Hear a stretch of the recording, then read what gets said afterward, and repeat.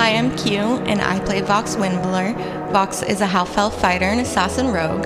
She was born and lived most of her life in Asparia at the end of the Salt Valley. Her parents are Ava Windbler, who knew Perrin when they both lived in the Feywilds, and Tehran Windbler. Ava's half-brother Balak murdered Tehran, imprisoned Ava, and controlled Vox's uncle Theon. This results in Vox being thrust into chaos instead of the peace she had known. She eventually finds love with Reviana Brighthand, the captain of the Royal Guard, before Balak frames Vox for murdering the king of the Salt Valley, and manipulates circumstances to cause her to travel to the Dreadspire, leaving behind everything she knew. Now she travels the world with her found family, her talking sword Brightburn, to create a better future for those she loves. Howdy, my name is Sean, and I play Atticus Phoenix. Atticus is a human fighter with a champion/homebrewed mage slayer archetype. Atticus hails from one of the oldest royal houses in Nymeria, the House of the Phoenix, which is nestled deep within the South Green, but has been wandering the continent for some time as a knight, pledging his sword to upkeep the memory of his family and to protect the people of the land. He is haunted by an ancient entity known as the Darkness, which has cursed him and his entire family with a plague that has left him and a few others as the last of their name. Atticus is the father of Atlas, his long-lost son, best friend to Cletus the Grand of the Hill Giants, former partner of Burgent Fellhammer, and designated leader of the party. My name is Tyler James, and I play Perrin Meliomne. Perrin is a wood elf, bard, and ranger. Perrin was born on the Golden Shores to fulfill a lost prophecy before he was transported to the Feywild to escape the land's destruction. There he was raised by a figure half forgotten to all Nymeria, and eventually traveled the land under the control of Balak Morgrasp, while learning to be a conman and wanderer. He seeks to find peace between the necessity of violence in a cruel world and his deep love of life in all its complexity. Perrin is the adoptive father of Fauna, a pledged squire of Atticus Phoenix, keeper of the Door Realm Key, companion of Amos the Mockingbird, and wielder of the Ornament of Rights. My name is Aaliyah and I play Fauna. She is a witch raised in the Evewood Coven that was recently wiped out by the Night Guard. Although Perrin is the closest thing she currently has to a father, her real parentage is still a mystery, as are the horns, which seem to be some kind of curse. She has a black cat familiar who is her best friend and constant companion and has now found a new family in the ragtag party she has joined up with on this adventure. My name is June, and I play Nyx Loon, a shadow elf, divine sorcerer, and rogue assassin with our shared pronouns of she/they. The last remaining heir to the Nightlands and prime of the Court of Night, Nyx was secreted into an enchanted locket to survive an ancient war, where they were soon lost to time and the whims of their Loonstone's wielder. From close friend and confidant of the Queen, to gauche pawn and ruthless assassin for the Speakers, Nyx was passed from many hands throughout history, and changed much of it. Now freed from the Loonstone's control, Nyx has only 3 goals: repay their life debt to Atticus Phoenix, protect their godson, Perrin Meliamne, and reclaim what was stolen from them in memory, identity, and homeland.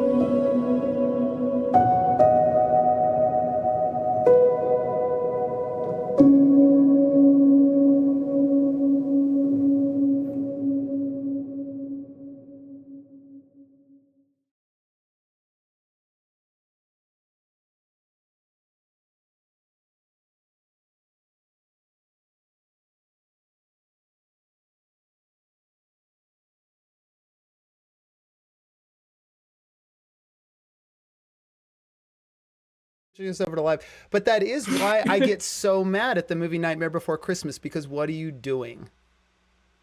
What are you doing? You have such a good holiday. Jack? What the fuck? Yeah, but the grass is always hello greener. everyone, and welcome to the Feast of Dice. Except if you're the Easter Bunny, he got the short end of the stick there. Nobody cares about the Easter Bunny. Nobody cares about the Easter Bunny. Except for maybe Jesus. Christians? Yeah. Welcome to Feast of Dice. Nobody cares about the Easter Bunny. No one cares about the Easter Bunny. I am your DM, Elijah Goodall, and we are here doing Castle Run in Arc 3. And I'm just going to do a little recap of last session, because a lot happened. Last session saw the entire party minus Atticus, who is back on the ship with Cletus and a few other in-party NPCs, as well as the whole crew of the Eventide. Saw Perrin, Nyx, Fauna, and Vox exploring the Tower of Tides, rising out of the middle of the ocean, partway through their voyage to the Nightlands. In the course of exploring this tower, just to get through as quick as possible, the siren at the top of the tower, Perrin, turned out to be your long lost sister. And in a reunion that was cut short by, I guess we can call it the spread, but really cut short by the hunger of the Filth King. Also now known as the Lord of Nothing and Nowhere, and also by their fairy tale name occasionally, which is the Abshuri Alin. And in taking the ocean, now took the last thing left rising out of it that belonged to them rightfully, which was the tower. With the tower collapsing around you and very little time to save anyone, including Perrin, your sister. Some plays were made and some spells were cast, and I think it was at the end of the first round. You could correct me if I'm wrong, but I think at the end of the first round, Nyx with a dispel, combat never goes to round 2. Yeah, with a dispel magic, releasing magic that was placed there by Perrin's father to protect his sister centuries ago. The tower stopped collapsing piece by piece and simply melted away into the sea, leaving all of you in a small dinghy headed back to the main ship, being pulled by a polymorphed fauna who had essentially like a draconic serpent flying through the air, and in pushing themselves had to make a roll on that wellspring, which is essentially the wild magic surge chart that we've custom created for fauna. And with a natural 1 on a D100, as if enough hadn't already happened, fauna, you invoked the furthering of your curse to a pretty extreme amount. It's almost what we saw back in Arc 2. Whoops. Crashing into the boat with very little time left as the boat itself, much like the tower, was dissolving into the ocean around it. You gathered who you could, including an unconscious Atticus, who it appears was like knocked that way by the main sail coming down and hitting him over the head. In a move that we didn't think possible, because how is Perrin going to use a door to get to the Nightlands when he's never been to the Nightlands before? Until Nyx stepped in with a sacrifice and gave up their Lunestone, an artifact which is not only born of the Nightlands, but had also been to the Nightlands within the last 6 months, making it a viable component for the teleport spell, and opening a door to the Nightlands that you were able to get yourself, the remaining members of the crew, and NPCs through that door and into the Nightlands. And I think the last thing that happened was everyone on the other side of that door settling in for camp. Fauna in her feral form, already fast asleep thanks to a little magic from the cat. Still an unconscious Atticus.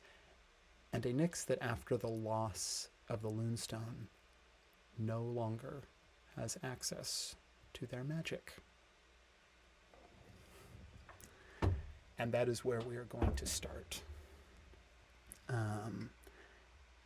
Atticus, I need a couple rolls from you. I'm going to need an Arcana check from Atticus. Great. Yeah, great. And 6 Constitution saving throws. Go. It's actually no saving throws here. It's just an Arcana check, and then after that, a Perception check. 26 on Arcana. We're back good. Yep. And then Perception, you said? Perception, yeah. 17 on Perception. 17 on Perception. Okay. Atticus got bonked, but... Bonked. Atticus, yeah. I am going to narrate something for you quickly before we get into the rest of the session for everyone else. You were back on board the ship. Of the events that Atticus would have witnessed from the ship, you saw a growing darkness in the water.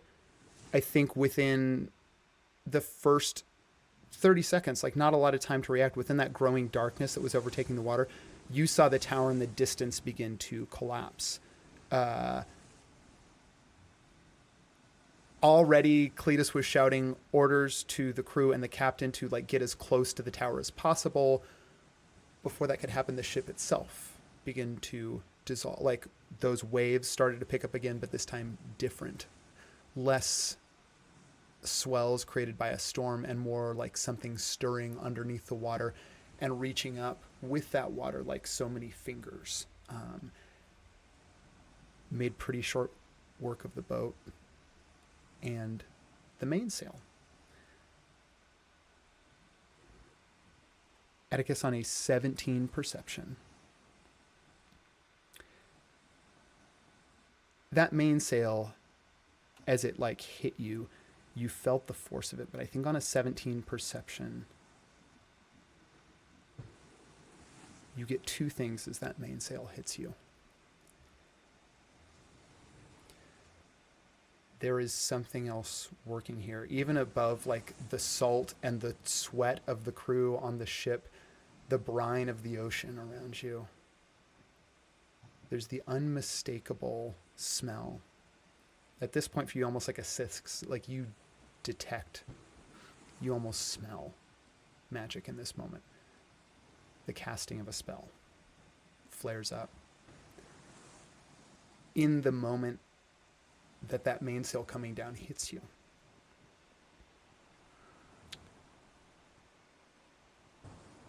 it was enough force between the mainsail hitting you. It was enough force to disguise something that while your perception couldn't pick it up accurately, your arcana did. Almost like close-up magic, using the strike of the mainsail against you as a distraction. An incredibly subtle spell was cast on you at the same time. One that you felt deep in your heart like the prick of a needle. And you felt that familiar prick before. That spell should have killed you, but it didn't.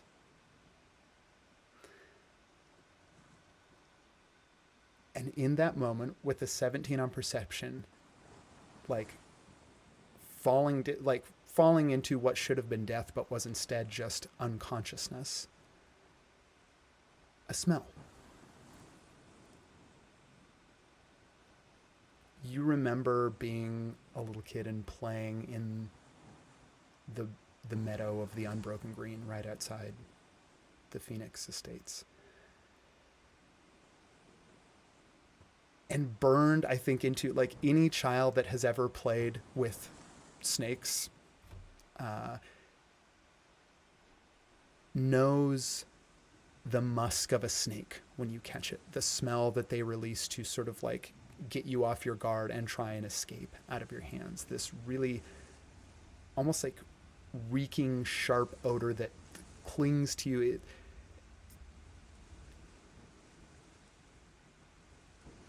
And in the moment that you're going unconscious, you smell it. That serpenty sort of musk. And now you're waking up here in the Nightlands. You've all gotten a long rest here where you have made your camp. Way is now shut, which you would imagine is just as well, because most likely that ship is not really even at the bottom of the ocean anymore. It's just gone. And here on the southern shores of Oreth, the party finds itself.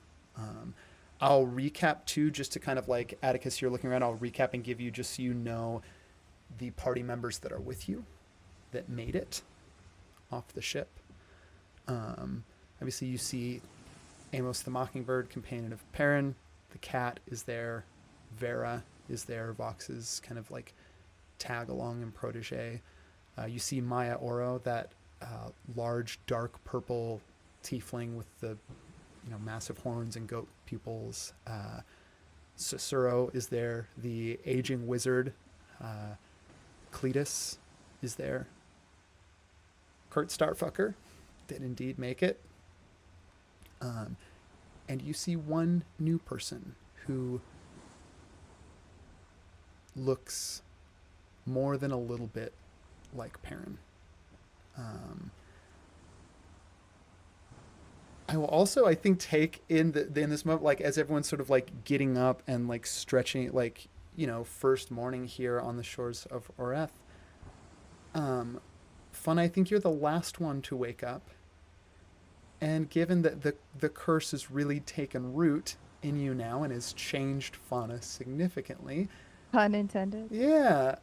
I'm going to give you all a little description of what you see as like Fauna. We kind of did that like thing where we talked about like Fauna sort of curled up and the cat curled up inside of Fauna's embrace. But looking now at Fauna, where usually there would have been, I mean, for all appearances other than her horns, Fauna looks human. Or did look human. Now where skin was there is like this soft, velvety, like between very dark red, in some places almost black, and auburn, really fine velvety fur that covers most of the skin. The exceptions being like the palms of the hands and the undersides of the fingers. Down the face, there's kind of this fade that just goes from like red to almost black, and then back to almost a pale ivory, as kind of like almost like a fawn. There's just this soft velvety fur that covers Fauna's face now. While it's still the face of a human, that it's a little more vulpine, a little more like the nose is like almost out a little bit more, and it's got that little kind of like almost velvety feline button to it. Sharp little fangs that kind of like stick out regardless of if the mouth is closed or not. The horns have gone from like curling to just a massive spread, almost like black tree limbs, and just sort of like fan out like a huge set of antlers now. I mean, Atticus, at this point now, Fauna also got larger, like the shoulders have broadened, the height has increased. I think legs now almost like a satyr, kind of they have that little like bend in the knee where they like sort of go almost a little bit more forward than, and tend to like the feet grasp the ground. There's no more shoes, no more boots, anything like that. It's just like those feet grasp with like the talons on them that sort of can grasp at the ground. Atticus, Fauna is almost as tall as you now, if you don't count the antlers. So we have a creature here, still kind of like curled up. Yeah, you're not taking as much space. I think, Fauna, as you start to wake up, I think one of the first things that people would also notice is the eyes.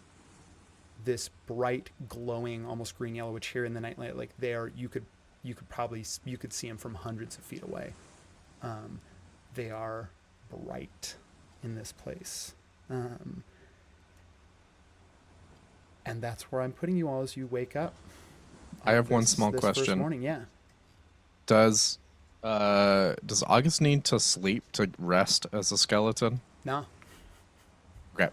So Perrin is sitting with a few pieces of driftwood that he's been carving, and he has his little ledger from the ship, and he's carving the names of all the lost crew members, and August is wandering up and down safely free of the water and picking up pieces of driftwood to bring it to Perrin.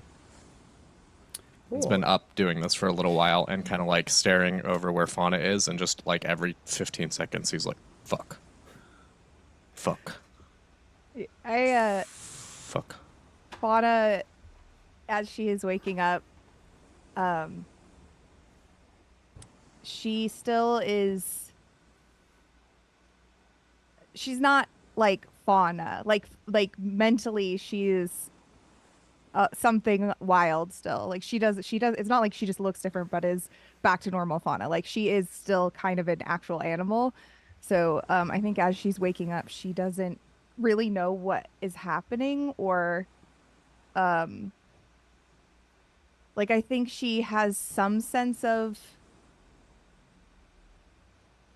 it when she like is seeing her companions that they are.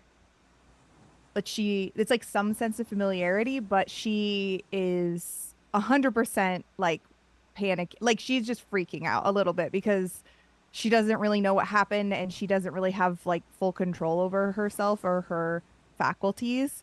So and she can't really talk either, just so everybody knows. She can only communicate in Sylvan. Yeah, so I don't know. Does Perrin speak Sylvan? Or is it just Primordial? Just Primordial. Primordial. Sylvan being the language of the Fae, I don't know if there is anyone else that speaks it in party. Sylvan, you can speak and understand the Fae language perfectly fine, but now I don't know if that will come up. Nobody else can, party. So that's not really helpful. Yeah, you do understand Common, but currently in this new form, you have not figured out how to speak it yet. It's not even so much that like the intelligence is certainly there. It's more, this is a new body with a new physicality to work. And as it is very Fae in its nature, such a universal mortal language as Common, speaking what most other mortals can speak, does not come easily. Yeah. So she's just waking up and losing her shit a little bit. And what that comes across as is you just hear growling, like coming from her direction. And she's just like flat. You know, like when you see an animal and their ears are just like flattened against their head, that vibe, that's like the vibe she has right now. Cletus is coming up to you first before anyone else, Fauna. And like Cletus was there like resting next to you all night, but immediately is going to go and like you're this almost the same size as Cletus now. There's no large height differential. Cletus is going to immediately remove like his long kind of jacket and like his travel stuff that he usually wears so now it's pretty much just like tunic and leather armor underneath, and immediately puts that on you. Like again, you're covered in that velvety fur, but like your robe did not make the trip. Y'all, with you. I'm naked. But you are covered in that velvety fur, so there's a but it's that like Disney PG kind of naked. Like you're sure. You know, if you stop and think about it, should you be wearing clothes? We're not sure, but regardless, in both like a move of modesty and also to try and be the one to calm you down and take. I mean, Cletus already took those like claws earlier in the last session when he was Ow, trying my to calm you fucking down. head. What the fuck hit me in the head? Oh, what the fuck is that? Oh my god. What happened? Rawr.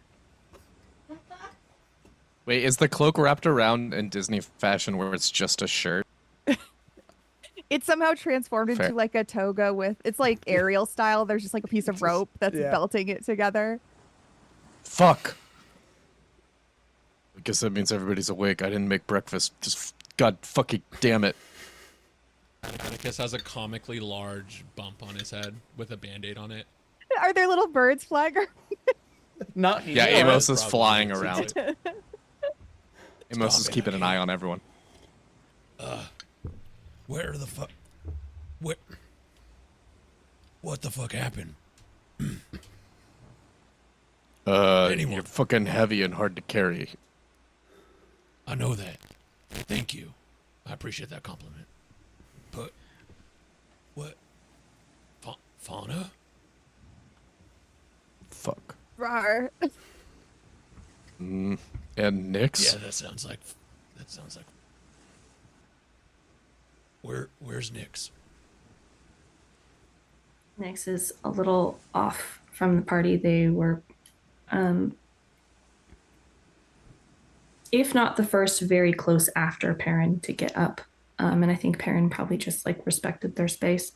But they are kind of back to the group a little bit and more towards like the tide pools on the shore. And they're they're too far away to join conversation, which is why I'm being quiet. Fox is just waking up and it just kind of like peeks an eye out and is like, oh, fuck, she's still that way. Oh, he's awake.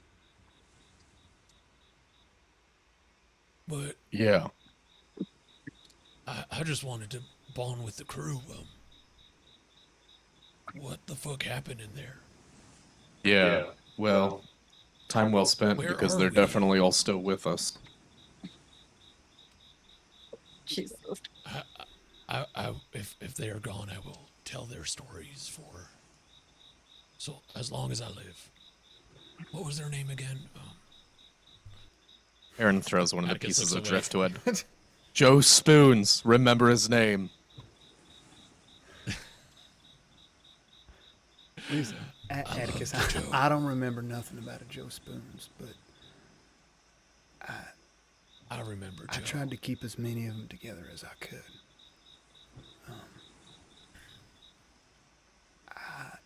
I can't be sure. Only a few I saw lost with my own eyes. Rosa, the dwarf, she went overboard. Her captain. I didn't get a chance really to look in on it, but last I saw,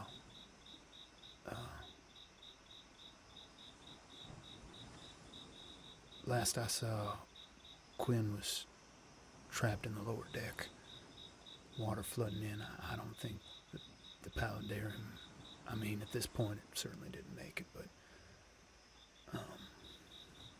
Oh, and I did also, actually, you know what I forgot to mention? My Ismith is there too. That Palamio, the moth folk.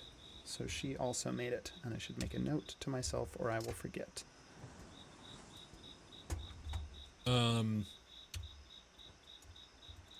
Atticus remembers before going down some sort of magic. Could I identify that? Not that magic. We that actually was used? There was I will say one of the sessions that you missed was there was a nat 20 on Arcana check, and we introduced a new thing into the nature of the arcane with this campaign, which is that if you get a high enough Arcana check, magic has fingerprints, something unique to the caster, that each person who has access to magic, it as it flows through them picks up a little something, a little bit of their signature on it. 26 Arcana though, still not quite. It's an absurdly high check to see that signature, so you don't know the signature, where it came from. All you know, whatever this spell was, certainly deadly, like enough to take in an instant, drop you. Also incredibly subtle. What are you talking about, Atticus? There was a whole fucking thing that took the tower down. What magic?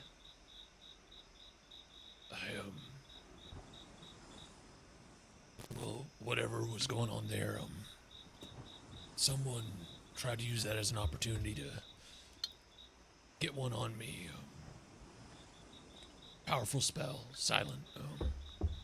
I mean, felt like a prick in the heart. Ordinarily, in a case like this, I'd want to ask Fauna, but for some, Cletus glances over at you real quick, Fauna, and then looks back. I don't know if she's in any kind of condition to help us out. I mean, maybe Nyx would know. Ask them. Who was even on the ship? I mean, we had the crew.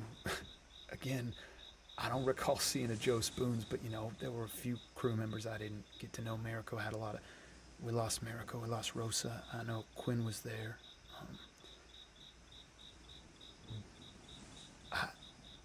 I didn't see Vlad. I don't know where he was.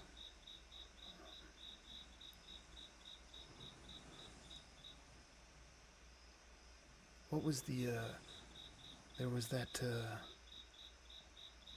half elf, what was their name? Spent a lot of time in the crow's nest. I didn't see them, and I mean when the mainsail came down, I don't know, it was chaos on the ship, but I can't remember their name, but Perrin would have known it. Who was that? Yeah, it was Simone. The one that Nyx was close with? Simone. Yeah. Simone. Simone, yes, thank you. God, there were so many crew members. Yeah, Simone. Perrin's gonna nudge the piece of driftwood that has Simone's name carved on it already. Nyx was close with Simone. Yeah, I mean, like I said, Atticus, if you're trying to figure out the source of magic, I mean, Fauna's unavailable. Next best bet. I don't know anyone in the party that knows it better. Amos, will you go see if she's up to talking? Amos darts away. What? Again, no one's... The fucking Filth King. Perrin, what? Oh, shit. What, like, you're not telling me what happened. Before he jumps into anything, or before anybody else jumps into anything, Perrin's also seated where he's looking out on the coastline, and he's been obviously up for a couple hours. He's been looking for any seabirds, signs of fish, signs of life. What does the ocean look like compared to what it previously had? Yeah, give me a perception check. 27? 27. Perrin, you spent the last 2 hours looking out at the ocean.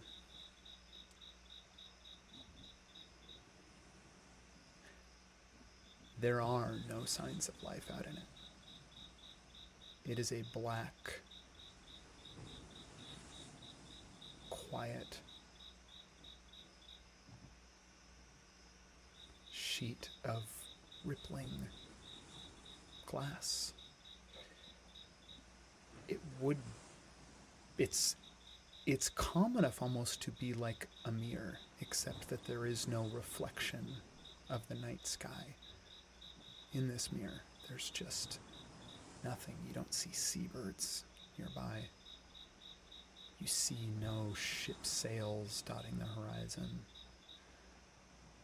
And in addition, one other thing that we'll go back to, you said you'd had August collecting driftwood. August brought you a couple pieces of what looked like small, like little branches. At one point, what might have even been like a bit of petrified cacti. But all old flora and fauna because pretty much as soon as it goes from the shore, like it is rocky here, but it is also a desert climate. Really just the fauna from the immediately surrounding area, not washed smooth by water, but by windswept sand. Because there is no driftwood, nothing washed up by the ocean. Because now the ocean is nothing.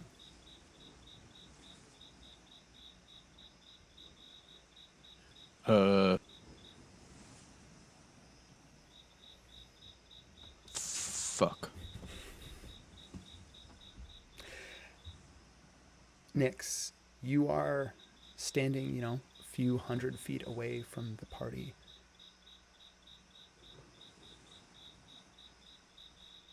It is not... Amos is kind of like circling overhead, but as you see Amos like begin to flit down and approach you, it is not your shoulder that Amos lands on. It is Paralandra's, because Paralandra has also walked over to you. Her like shorter white hair kind of like in curls that comes down just below her chin. That same blue-green skin as Perrin. sky is brighter, though. A little more of that, like, or at least what was once the color of the ocean, that, like, bright green when the sun catches it and shines through.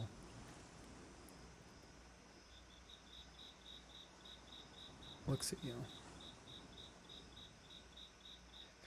Hey, I know you're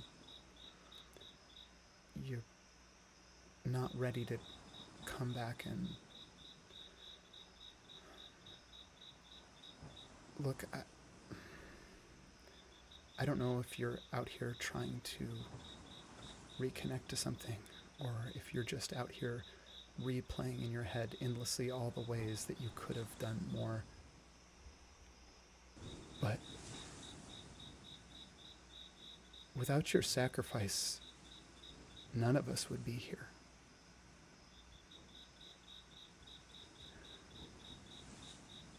Nyx jumps a little as like Paralandra comes up, and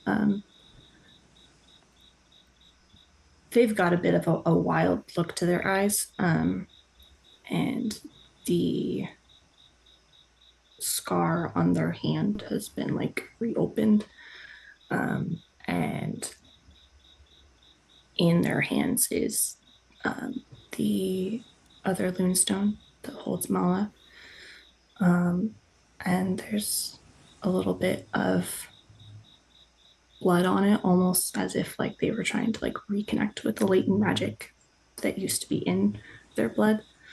I think they'll just like kind of jump as she comes and look back at her and try and collect themselves, but they are extremely scattered, and like, you know, as a wave crashes and like a little bit of sea spray gets on their cheek, they're gonna like wipe it off absentmindedly and like smear blood across their face.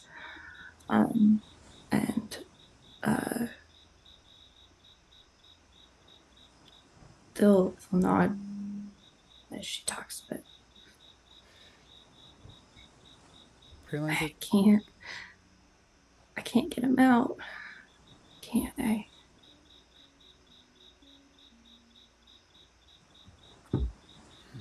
Yeah, I can't. Even the moon feels cold to me. Even I don't feel her warmth. I don't feel Makorum. I don't feel my fathers or my guardians or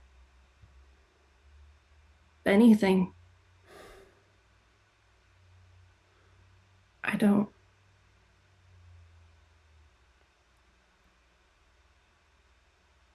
know what I'm supposed to do now.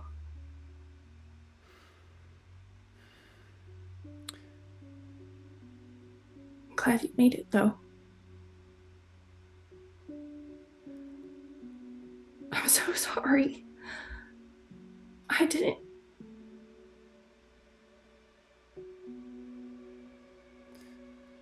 I thought maybe when I cast that spell, it would revert to stone. It would revert to him. That would be left. I didn't know that it would just destroy him, destroy your family seat. Paralandra goes to take your hand, grabs it where the wound is. It's not painful. In the casting of it and in the words that she says next, she's using healing words, so you are healed for 6 points of damage, which just kind of immediately melts, so there's no pain to her grasp. And she looks at you. Nyx, they're just bones.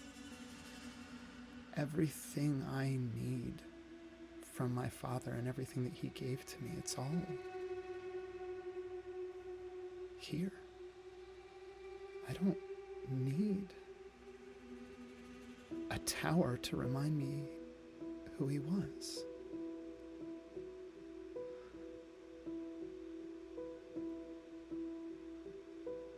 If you're anything like the person that my father used to tell me that you were, then you've been doing things for people you're in your whole life. And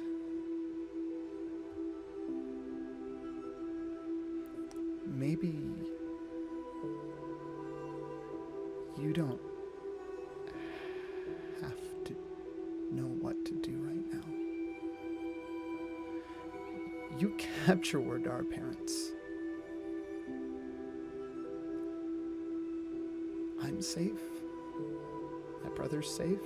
We're as safe as we can be anyway. You kept your word. So if you will allow me my own word to keep, I won't leave your side until you see your magic returned. And you're home, free of whatever this is. And only when that is complete,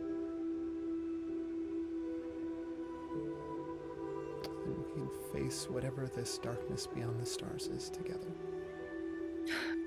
Not your burden to bear, little one.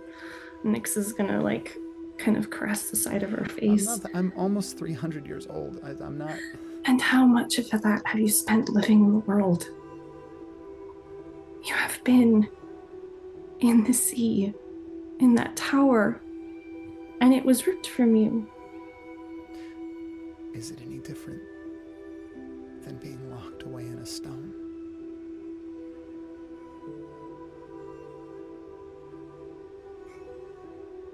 You're too much like him.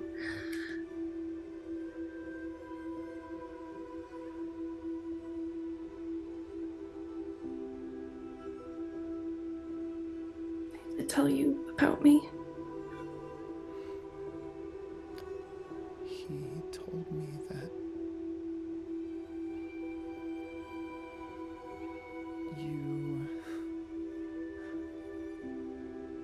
were always more cautious than my mother because you were worried about her. That you were always the first one to spot something.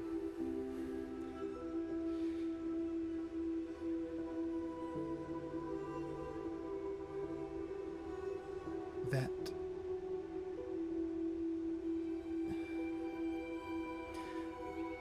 you didn't smile very much, but when you did,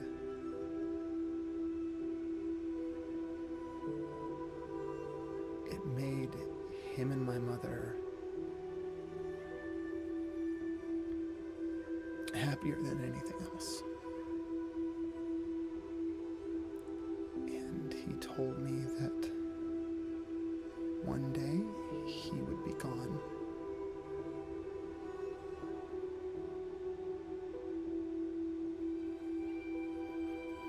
But that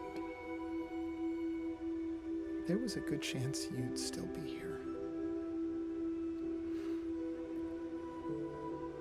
And so if I ever wanted to hear any embarrassing stories about him or any of the things that he wouldn't tell me, that I could learn it from you.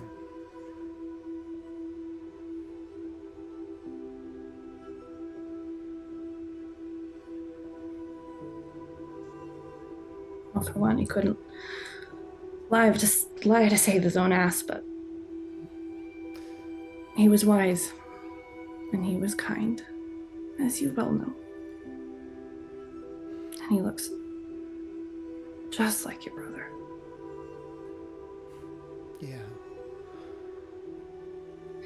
Yeah, he did.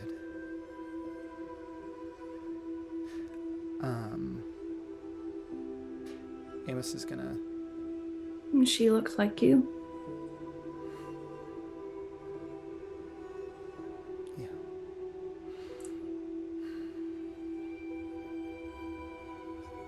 Did you see her much?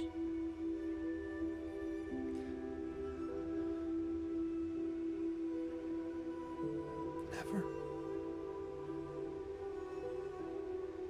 If I had my magic, I would show you, but as that is currently on the fritz, I think you should take this. And Nyx is going to pull out their sketchbook. You're going to flip through a bunch of pages, and there's a whole bunch of different sketches of different people that won't get a detailed look on, but she can see many of the people in the party. And Nyx will flip to a page that has Etheria on it, and one is of her as a child, leaning over a tide pool, and her dress is trailing in it, and she doesn't care, and she's reaching for a tiny little iridescent crab.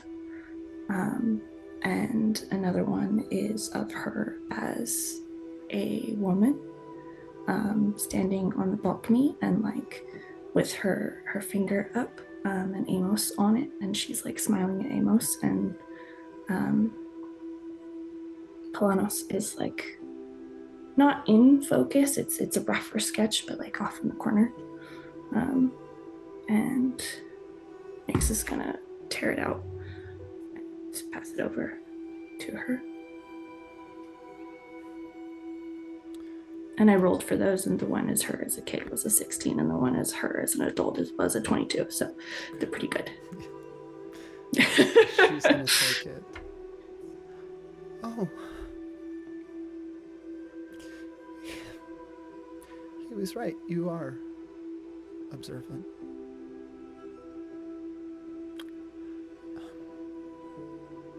We should go back. Let's go back. Yeah. Okay. And Nyx is gonna kind of wipe the blood off of themselves and put the Moonstone back on and rise and take her hand. Ooh, let me ask this. So you took the Loonstone off of Atticus being unconscious? Yeah. Okay, cool. So you've got the Loonstone back. Yeah, because they were trying to get them all out. Yep. That's why they reopened shit. Yeah. Yeah. Okay. Great. Go ahead. You are headed back to the party. Yeah, I'll just Fauna, yeah. Oh, I was just gonna say, Fauna's even more.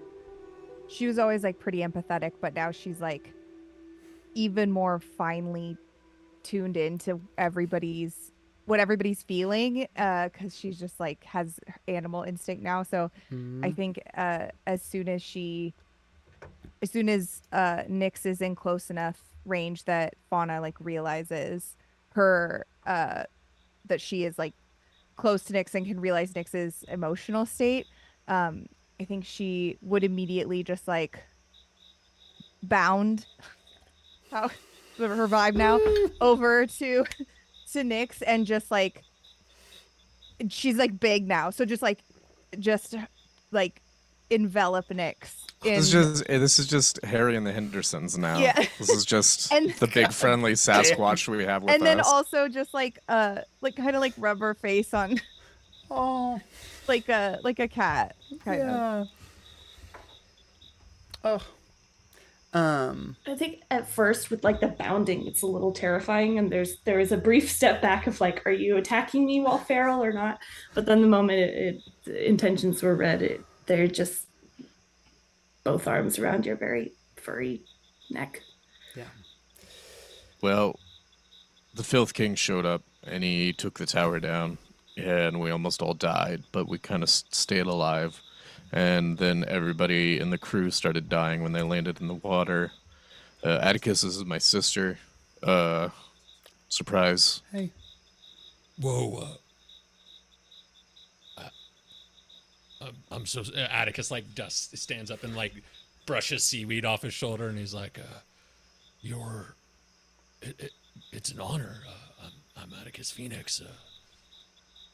Perrin never told me they had a sister.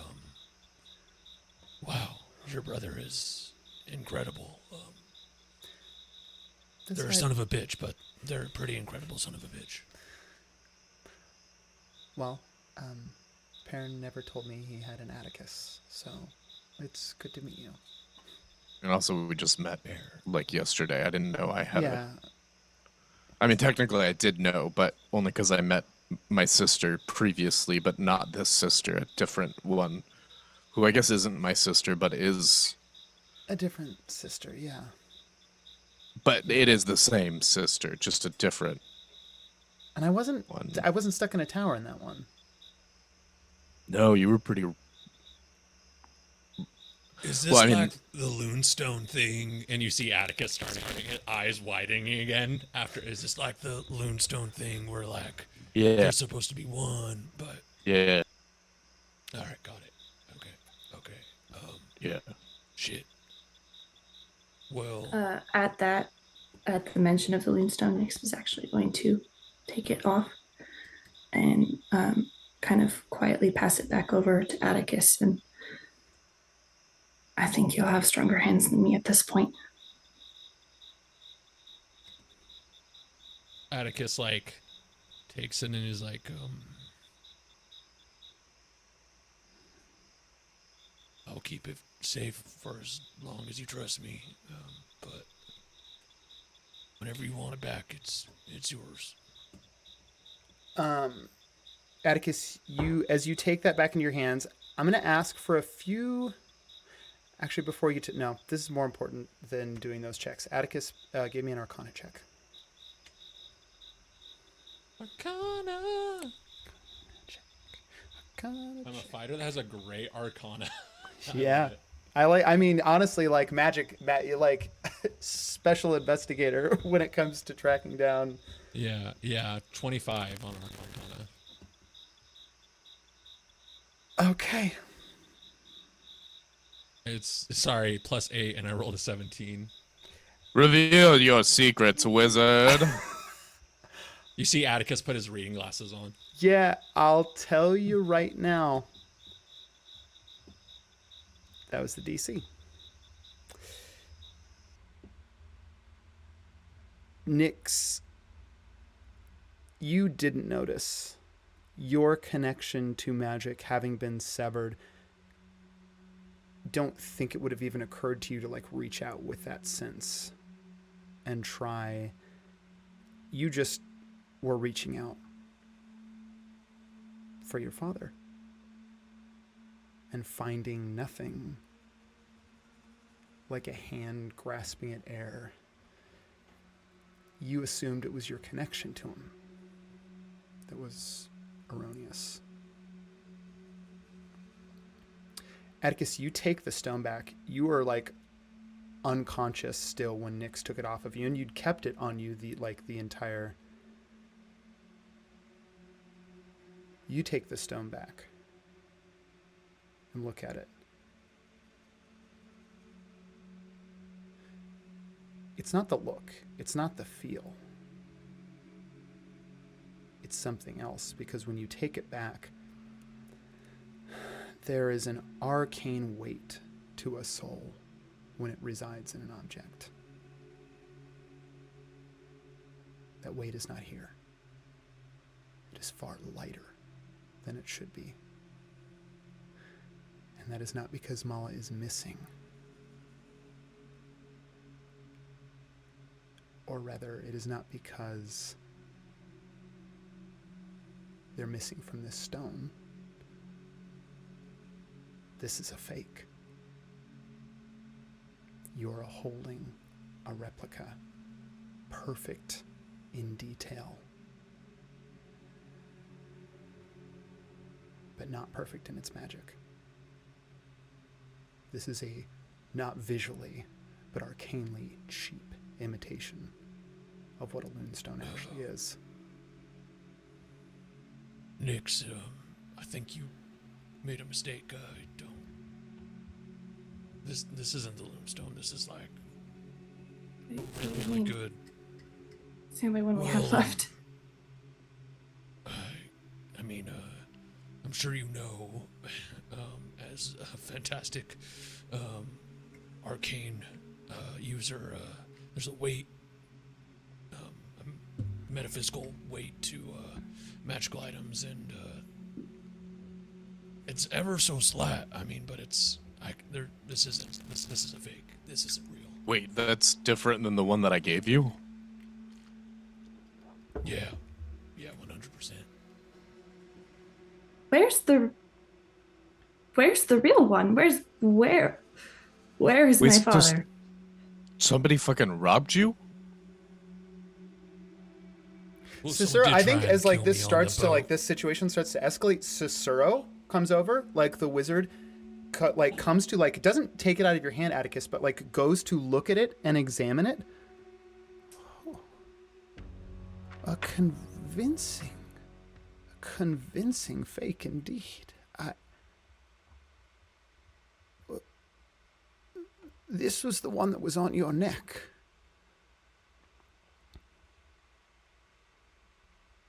Ever since I got it, I held it close to my heart.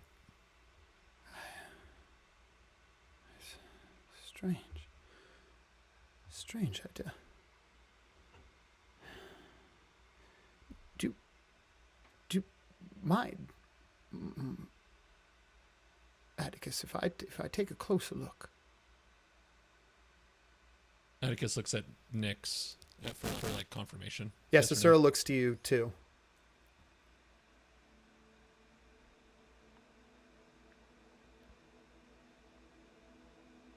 It doesn't leave his hand.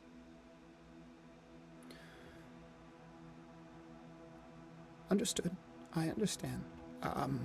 But perhaps if you'll allow me, you see he stoops down, takes a small handful of sand, takes a little vial out of his I was robe. muted. I want to insight check him real now. Yeah, give me an insight check.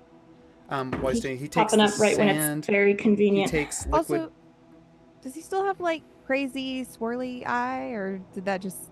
That was just when the casting thing was happening. Okay, so he's fine now. It was an Okay, 18. just He making sure. put a cream on it. It cleared up overnight. Yeah. He's just wearing a He's special right. monocle now to cover it up. What was the insight check? 18. 18? Like, could not be more genuine, is really in this moment just trying to help. Takes the, like, doesn't touch the stone, has that sand in the palm of his hand, pours a little bit of this silvery liquid into it.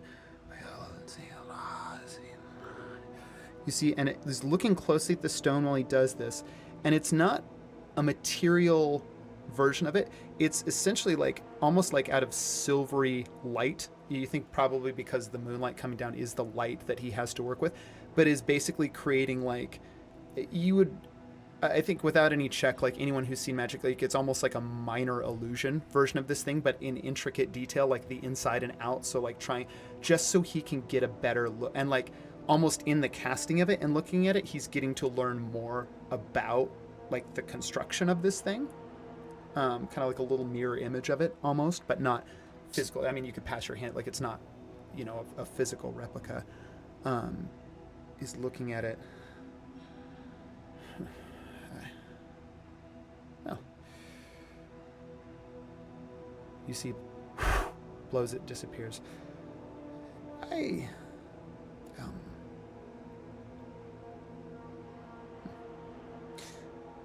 brain works better a little later in the day usually. I'm going to need to think on this for a little bit. Does anyone have any idea where we are? Yeah, I have no idea either. We're back on mainland. We're on the western coast of the Nightlands. You can tell. Look at the stars. Do you motherfuckers ever look up?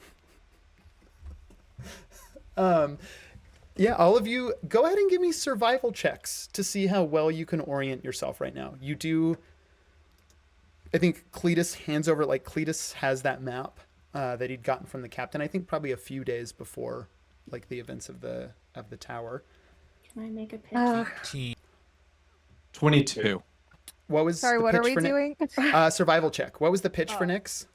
Can I do that with advantage? Yeah, it's the Nightlands for sure. Okay.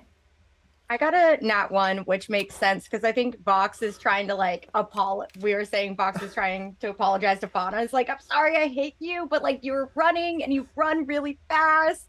So she's not paying attention to anything. She's just trying to say her piece. And Fauna is like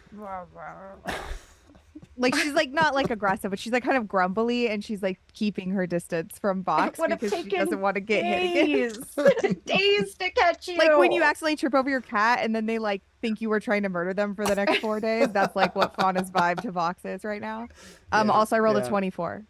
Nice. I rolled a 1 on my first roll and an 8 on my second one, which makes sense because they're currently reeling over where the fuck is my actual stone. Got 24. Fauna's on high alert always now. Yeah, 24 for Fauna, and then the next size was that a 22 from Perrin? 22 for Perrin. Okay, cool. Perrin, I think unfamiliar start, but the way like you've watched The Rising of the Moon, so I don't think he knows any of the names of the cities or anything like that. Yeah, but you do have the map, so I think between your knowledge, like Fauna, that's a really good survival check. And I'm going to give you something on it, but your contribution to the conversation of like, let's look at this map and discuss where we are is not great. It's like, yeah, poking, pointing. There's a point where like Cletus just kind of pulls the map away from you because the amount of pressure you put, like you put a small tear in the map, and it's not in an important part of the map, but it's like, just sort of like tucks it away that from we you know about yet. Yeah, talking with Perrin. 6 sessions, it's going to be the exact place we needed to go, and we won't be able to see it. You are able to orient. I think you all have the map. I'm going to flash over to it for a second, actually, just so I am seeing it too, and it's on stream. Currently, if anyone else is looking at it, you are that little tiny moon icon in the bottom left, and you are able to like eventually deduce that is your general area on the continent of Oreth. Each of those hexagons is a kind of a standard like normal day's travel if you're not rushing, which means that currently, if you follow the coastline up, you were about 17 days or almost 2.5 weeks travel from Loonhelm. Probably the closest city of note. I mean, I think Nick's even on your 8, like the little bit of like knowledge that you're able to give like Uxol or Ushol as it's known by the Orethkin or the natives here on the continent. There are small villages that dot the landscape there, but there's nothing really of note, no large, so it's mostly just small villages. Closest one is Loonhelm. You're an truly incredible distance from Umbra, and it would be a far more dangerous journey than sticking to the coastline here and heading up to Loonhelm. I think during this discussion and orienting yourself and figuring out where you are, hold on, I'm going to switch us back off the map. There we go. In orienting yourself, I think it comes up in the discussion. It comes up in the discussion that Cicero brings up with you present, Nyx, what he believes is the best chance at accessing your magic. I hope you don't mind. I took the liberty. I've been up for a few hours already. Found it hard to think after the shipwreck. Any sort of teleportation really kind of, it's like a lot of caffeine all at once for me. It's something of a rush. I mean, I could have left you behind. Like, next time, just let me know. You don't have to. Yes. Yeah. Yes, your candor is appreciated as always. Listen. It's not the first time I've gotten a look at Loonstone, and at, I would not say I have a librarian's knowledge of night elves, Nyx, but I do know their sorceress abilities come from, there is the quiet meditation spent in darkness for, at least over two decades from what I understand. And after that, You walk among the stars and you come into the sorceress abilities inherent in your night elf bloodline. Correct me if I'm wrong, you never reached the age where those rituals were performed. Am I right? I was robbed of my chance to do a star walk, but I meditated more than my fair share in the stone. And that's where I believe the key lies. You see, you were robbed of your chance to go through your own ritual. But I believe the Loonstone provided you with that ritual nonetheless, and perhaps more so than any other night elf in the history of your kin. With its destruction, it's only a theory, but I believe if we could get you to a lighthouse, get you to undertake your walk among your constellation, transmuted as it is through the light of the prism. Do you think I have to start over again? We don't have the time for that. I don't believe you'd need to start over. I believe your moment, your walking through there, would provide such a catalyst that your abilities would return with a fervor. We just need to get you there. Look, I hate to be discouraging and all that, but are we kind of brushing over the whole thing where someone tried to kill Atticus and stole a Loonstone? And also, I don't know where the other fucking Loonstone went. To what? I don't know. Somebody was sneaking up on Atticus and stole the Loonstone from him, right? Isn't that... I mean, I'm assuming someone? Yes. I mean, I don't know. I don't know. I guess that makes sense. It all happened really quick, but if I had the original, I could perhaps improvise some sort of a tracing spell for its twin, but without the original. And Cicero just looks at Unix. Is there any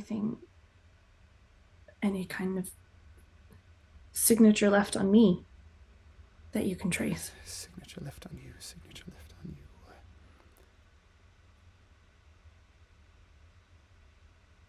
You see his eyes light up, and he looks up at all of you. Not a signature on you, but a signature. The point of its creation. We came when you used the Loonstone, Perrin. When you used it as an anchor and brought us here, consuming the thing. It stands to reason. We're close to the point of its origin. And if we can find the point of its origin, the connection that we can make between that and finding the copy, I can't promise anything for sure, but if we have a chance, that's it. Okay. You're solving a bunch of problems right now, but we also have the fauna thing going on. Anyone? Oh, God. Fauna's not paying attention anymore because as soon as the wizard said that, she is trying to cast, to the best of her ability, detect magic to see if she can help find the point of origin for the Loonstone. Detect magic. Detect magic is what you're reading on there is like 10 feet, right? It says 30 feet. 30 feet. Amazing. Fauna. You go to cast. You go to use detect. It says you can see auras around creatures or objects. Yes. And amazing. Okay. Yeah. Before this happens, I need you to do one thing for me, which we talked about you doing every day. I need you to make me a wisdom saving throw, but you are doing so with disadvantage, unfortunately. Can I, real quick, just get a roll call verification? So we have the party. We have August, Maya, Cicero, Paralandra, Kurt, Ismiths. Is that it? Ismith. Oh, and Vera. Vera. And Vera. And the Loroko. And the cat. And the Loroko. The Loroko, and my yes. puppy. Yep. Yeah. And Fauna's other familiar. And the cat. Yeah. No, the other one. Oh, the other one. Cletus. Is that just Cletus? Yeah. Okay, got it. Yep. I think Got it's more it. like I'm Cletus's familiar now. Yeah. Is that everyone? Am I Very forgetting interesting. anyone else? What Confirmed. about the Yes, that is what about everyone. the invisible guy? Is he still hanging around? Oh, your little He in our your party? little. No, there was actually a moment where that little Pandira disappeared, Oh, and no one clocked it in their check. so sad. R.I.P. Invisible guy. Rolled 15. Was the lesser of the two. Okay. Okay. 15. You also go, and so go ahead and I don't know if you're using tokens or if you're just kind of marking it down, but put 1 in your pool. Yeah, I'm using jelly bellies that I have at my desk. Amazing. Great. So go ahead and put 1 jelly belly in the magic pool. Again, I kind of described it in the blood magic, but once your pool gets to 10, it resets, but it triggers an effect from the pool. Also, you can sort of bleed that pool out by, like, if you have a strong emotion, you will like lose one of the points in that pool, and then I will tell you what spell is a result of the strong emotion. And you're incentivized to do that so you can eat the jelly bellies. No, because I need them again. How long are you going to hold on to these jelly bellies? I mean, they're kind of old already. They've just been sitting at my desk for a long time. That's why I'm using them for this instead of eating them. So while all this discussion of the Lunestone has been going on, Perrin is looking at, if my count is correct, Kurt, Isthmus, and Cletus were the only ones not on the tower. Yes, I think so. You've got Cletus, Ismith, and Kurt. Yeah, that is it. Yeah, and I guess technically the Loroku. So Perrin is looking at them, and I would like to. I don't know. It's a long discussion. You tell me if I get a roll individually, but I would like to see insight on their reactions to this discussion. You can insight all of them. We'll flavor it like this. Would you like to do an insight check for each person, or would you like to do a general insight check? And I will give you information of all of them. We can do this one at a time, or we can do it one for all.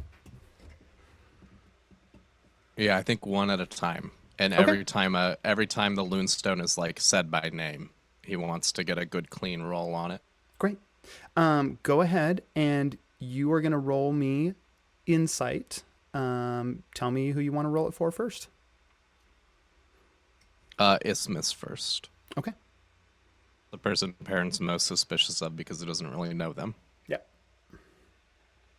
23. Oh, God. The 23 is so good. Ismith, in that Palomio, like white, kind of feathery moth folk, again, it has that injured or non-functioning wing, really, that is like papery and wrapped around them, almost like it's sort of the cloak that they wear now is their damaged wing that they don't use. Those multiple sets of eyes that curve back. Perrin makes so much eye contact. It's so much eye contact. Ismith is sort of over by it's like they've been listening, but they're not all there. I think your limited interactions with Ismith on the ship, Perrin, like it also, like, what you're clocking is that she's just more out of sorts than she would usually even be as like a diviner, and someone you see that she is just sort of over here muttering to herself and like counting on her fingers, like over and over again in kind of a repetitive manner. That insight check's so high. It truly, having lost the ship, which was her anchor, her object of fascination, it's going to take a significant event to in any way tether her to reality in this place. She was already like a kind of like a diviner, as it was, somebody who's used to reading portents and omens and spends a lot of their life doing that. And the one thing that grounded them was the ship. The ship is gone now. And you see a palomio that is without its object of fascination and is just fully untethered now. We really lucked out with who made it off the ship. All right, I'll take a look at Kurt. Great. Roll me that insight check. Nat 20. Nat 20 on Kurt. Oh my god. Oh my god. Okay. Kurt, don't betray us. Kurt. Nat 20 on Kurt. You look over in that like tousled kind of like Jeff Goldblum, like not quite a curl, like just high enough, like white kind of silvery gray hair, soft blue eyes, quick to have a big smile. Kurt is just kind of sitting there nearby looking over the map that you are all looking at. And as you look at him, Nat 20, I don't know. I'm not going to stout, like, you can't read people's lips all the time. But in this moment, you manage to look at him at just the right time and you read his lips as he's looking at the map.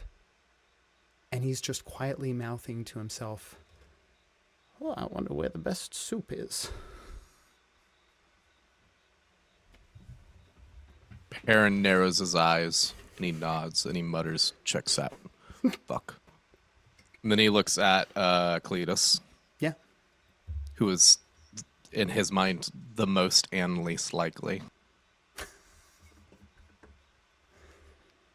He's never going to live that one down, is he? No, but he might die it down. Better not.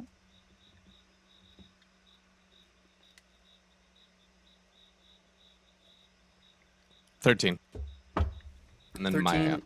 You look over as Fauna, you got a 24 in your survival check and you are just instinctively casting detect magic. And I think there's a little bit of a surge from it, but more than anything, there's just a light in your eyes as you were just like, magic is so intuitive for you now that it just sort of happened. I mean, it already kind of happened when you needed it to, but now it's nothing but just like gut emotion. There's no like, ooh, this is the right time to do that. It's just like, whoop, need to see magic. Where is it?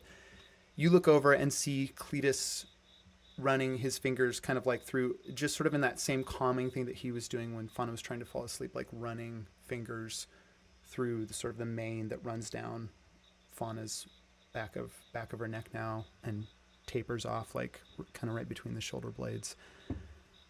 And Cletus looks over at you. I mean, genuine concern for Fauna's condition more than anything. I mean, Nyx has lost their magic. Yes, Atticus got knocked out. Loonstone is missing. This is the person he loves. And he's consumed right now with nothing else other than Fauna. Looks over at you, Perrin, and then back to Fauna. Hey, I think Fauna might be onto something. Fauna, 24 survival check and detect magic. You are not able to contribute to the map conversation. Like, they come to the conclusion of where they are and like how long it would take them to get to like, all of that. This whole discussion happens without you. Susuro says what he says about like tracking down the plate. Like, most likely you're close to where the original Loonstone was created, and if you can track down the site of its creation, it's the best chance he has. You just instinctively, boom,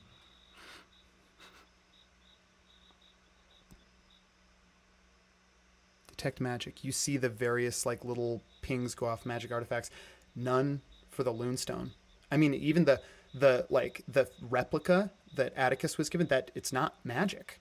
It's just a physics. So there's no pain. You see, I think the party is littered with so many, like, I'll tell you right now, just to not name each one, you don't see anything new that you would not expect. You see the usual kit. Everyone's stuff. I think you're all fucking lit up like Christmas trees. But detect magic still only works for 30 feet, but you are bristling with this thing now. 24 survival check. You look out, and it's like a beacon in the night. Maybe half a day's journey away, maybe a little bit more. But in the distance, hugging the coastline, there's kind of a section of these, like, basically like this large mesa that rises up, or like kind of a higher plateau than the rest of you that still, it drops off into the ocean cliffside. But you can tell if it's on that or maybe coming from behind it, but in the distance, about half a day's travel away, like a beacon going up into the sky. You sense that signature. That's where the Lunestone was made.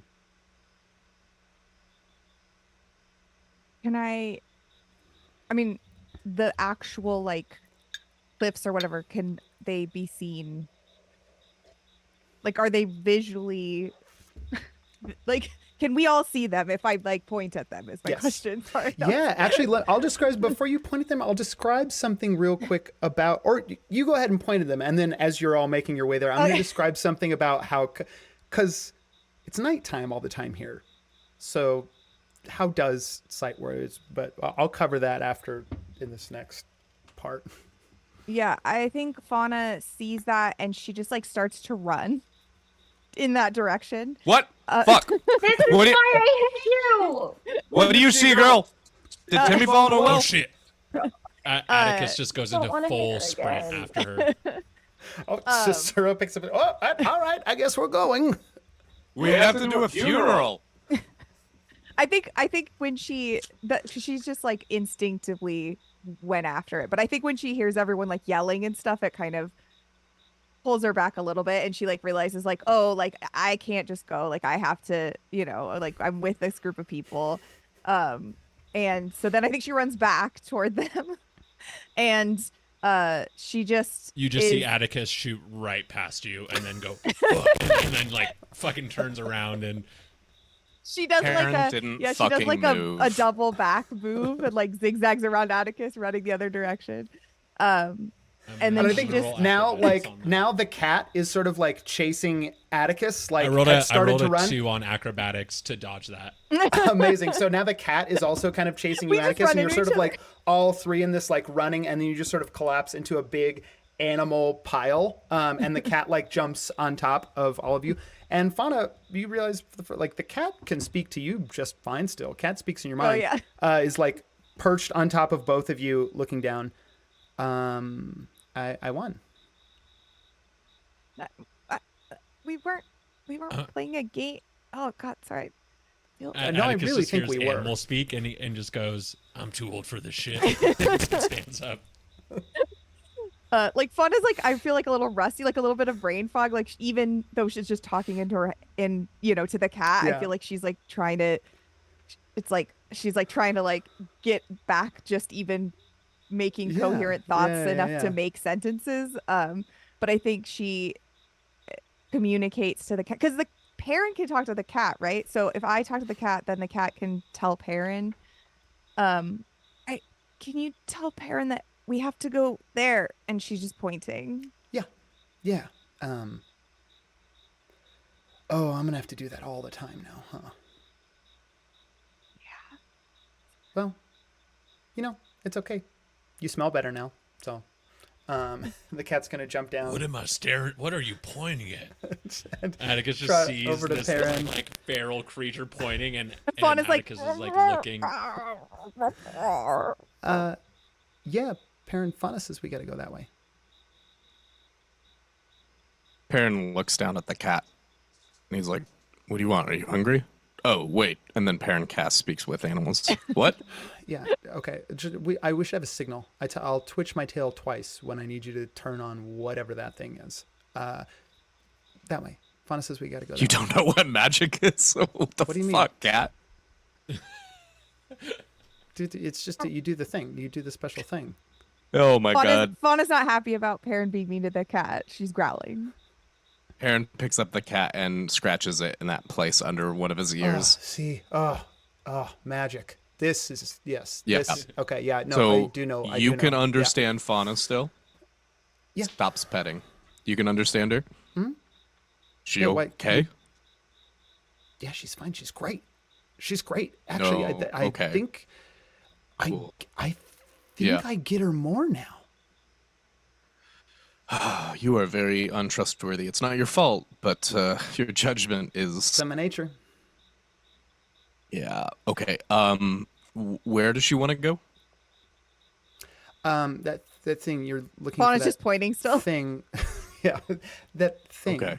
Right. You the ritual crate, whatever the little rock that Yeah. one carries around. Yeah. Okay. Fauna says Oh. they made it over there. Okay. Well, so like you were way over listening there. to I mean, all it's- of that. Yeah, yeah. Right. You steal the other one? Did I steal the other one? The other rock? Okay, the way you're asking rock. it in a question makes me think you did. No. Listen, I would tell you if I stole Okay. it. I get that it's important. It's a rock. I could not care less. Right. Okay. We just need to burn these names really quick, and then we can go. It's a sea ritual. Fauna's like And trying parents- to tug everybody in the direction of it. Like she's Parents sets the cat she, like, down, has and he Cletus's hand. She's like trying to pull him. yeah. Parents sets the cat down and stacks up all the card names, and he does it in like a very particular way, and probably uses some like prestidigitation to like add a little bit of flair to the proceedings, and then he kind of looks back at everyone. And he's like, sorry, it's important for those lost at sea. You don't just let them go. So he lights it on fire, and then he recites from memory, the sea is called, the tide has turned, a sailor lost, a name now burned. The stars will guide, the waves will keep. Rest now, mate, in the ocean deep. And then he looks at the ocean and he's like, or whatever the fuck that is now. I don't know. Yeah. Fauna's like, she's Fauna trying to just howls at the contribute. moon. Yeah, I She's think trying as to you were contribute doing to this, the- like Brightburn send-off. starts just like Brightburn sitting there, just kind of starts howling under the moon, and that rings out along with yours. Nyx is gonna add on to that their own little tradition of like death send off to Ignis, which is very fitting given that it's lit on fire too.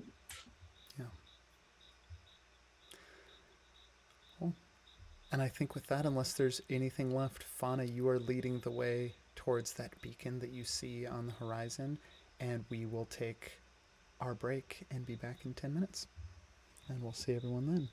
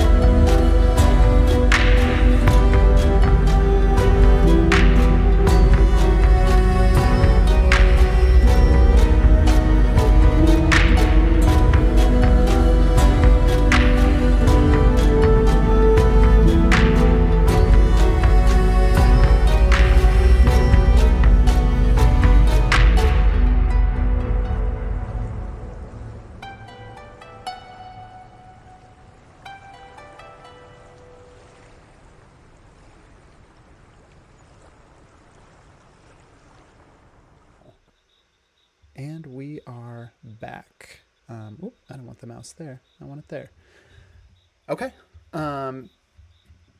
Everyone following Fauna, you head out.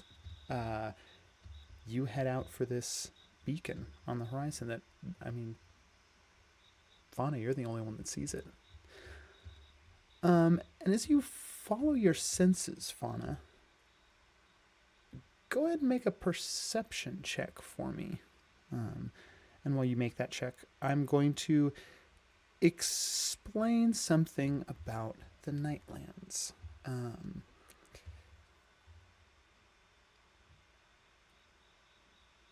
It is always night here. And during the day, or what would be day anywhere else, it is the rising of the moon here. So in a kind of like switch from where like time-wise what would have been nighttime for all of you is now really the day here, because it is when the moon rises, and generally daytime is measured when the moon rises to when it sets. This is the rising of the full moon, I will mention. It matters a little less now with the lack of Nyx's sorceress abilities, but it is the full moon nonetheless.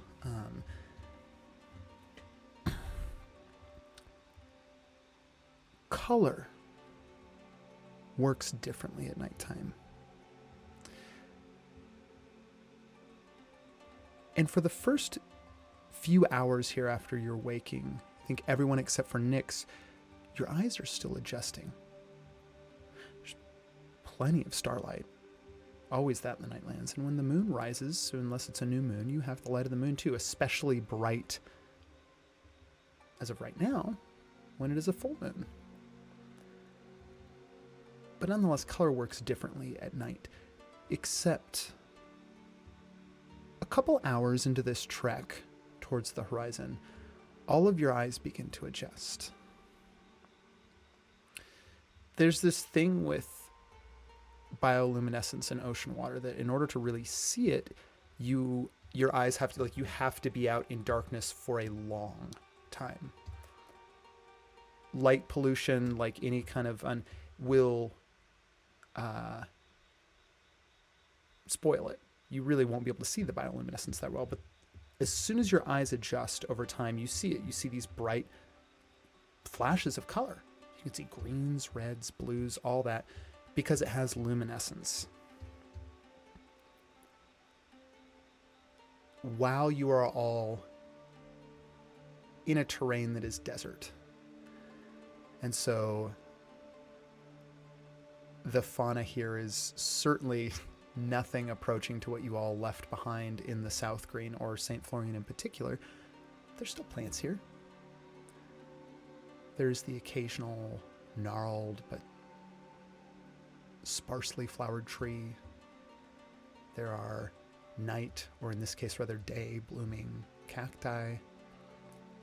And the colors in these plants, and even in the sand itself, what started in muted grays and purples, after your eyes begin to adjust, they do take on true color. And whether it is because your eyes are adjusting or there is some latent magic here in the Nightlands, even though the light falls the same way that it would anywhere else at night, colors actually show up. And it is not the dreary, muted landscape that you all would have expected. Nyx, for you, as a night elf, or any of the Arethkin, this place is alive for you in a way that other lands are not. Your eyes didn't have to adjust. Immediately on the point of landing, you see colors that you haven't seen in a very long time. Shades of purples and blues that don't exist anywhere else. But they're here on full display. And I think along that, given the fact that it always night, there are a lot of crepuscular insects here that are just out all the time. So crickets, things of that nature are kind of a constant thing here in the Nightlands. There's no bright light of the sun, no heat pouring down to scare them away.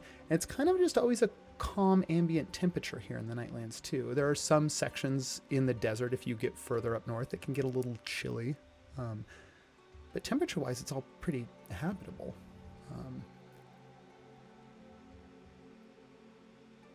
Fauna, will you give me the results of that perception check?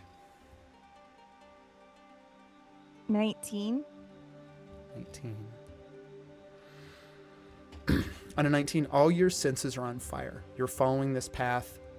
Fauna, your move speed is up to now. I mean, you move 40 feet per round, 80 feet if you're dashing. You're fast. And so you have to hold back a little bit to make sure that everyone keeps up with you.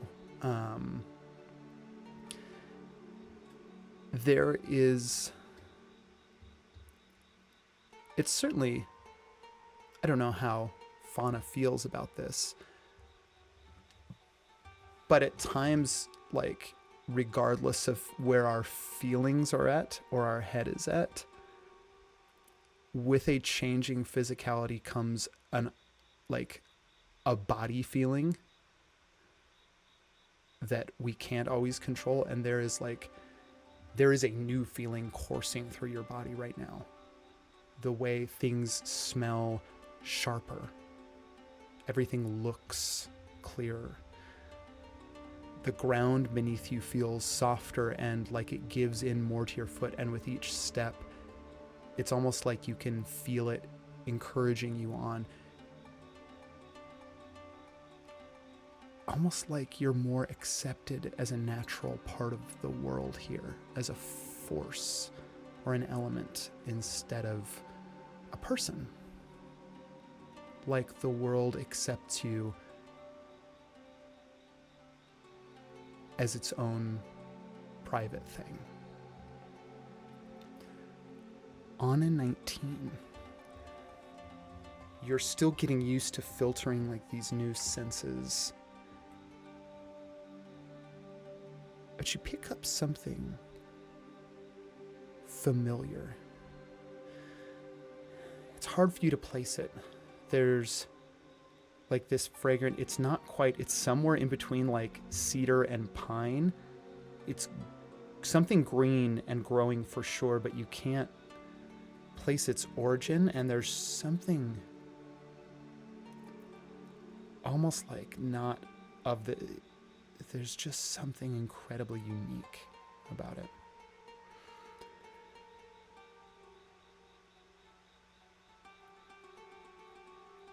And while I think you would realize part of the familiar is that like you realize that this smell is all over you.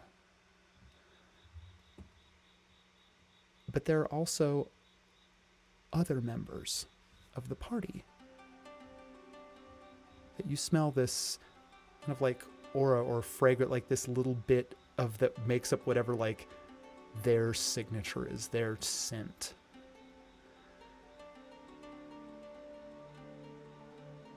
You certainly smell it on yourself the most. But you also smell it on Perrin. And in addition to Perrin, it's a lot more faint. Perrin's is fresher, it's more vibrant. The smell has gone a little bit stale. But nonetheless, you smell a little bit on Cicero and a little bit on Vox. Which of those people is the closest to me right now? Ooh, that's a good question. Who would be the closest to Fauna? Fauna's in the lead. I mean, I feel like Vox is probably still apologizing.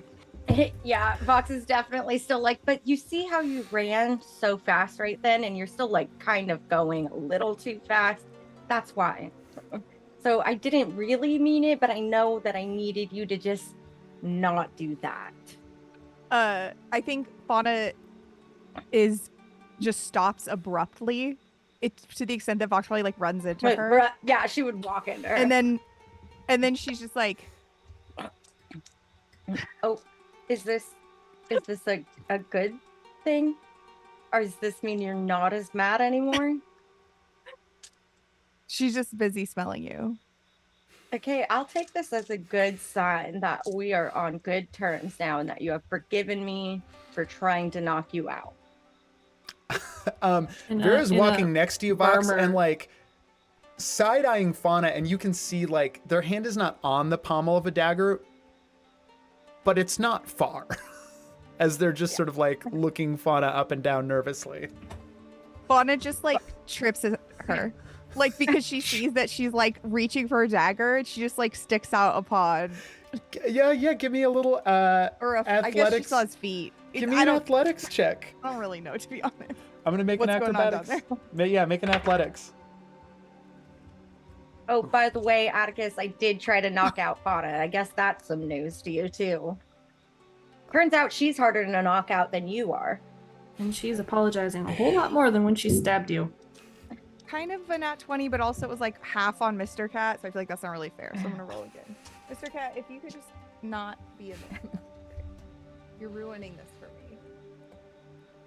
I decided to stay on a boat one day and everything turns to shit apparently. Yeah, well, that's what happens with that guy around. 16. 16. On a 20, 21 acrobatics, you don't manage to trip Vera, but in Vera like catching herself from the trip, Vera's hand immediately like strays away from the dagger, and they like focus up forward and sort of just try to cover their embarrassment at getting caught unawares at all. Does this scent, like, is it good? Like, do I feel good about it, or am I like worried that some of us all smell this way? Like, is it, you know what I mean? Like, comforting, or is it like, oh God, off-putting?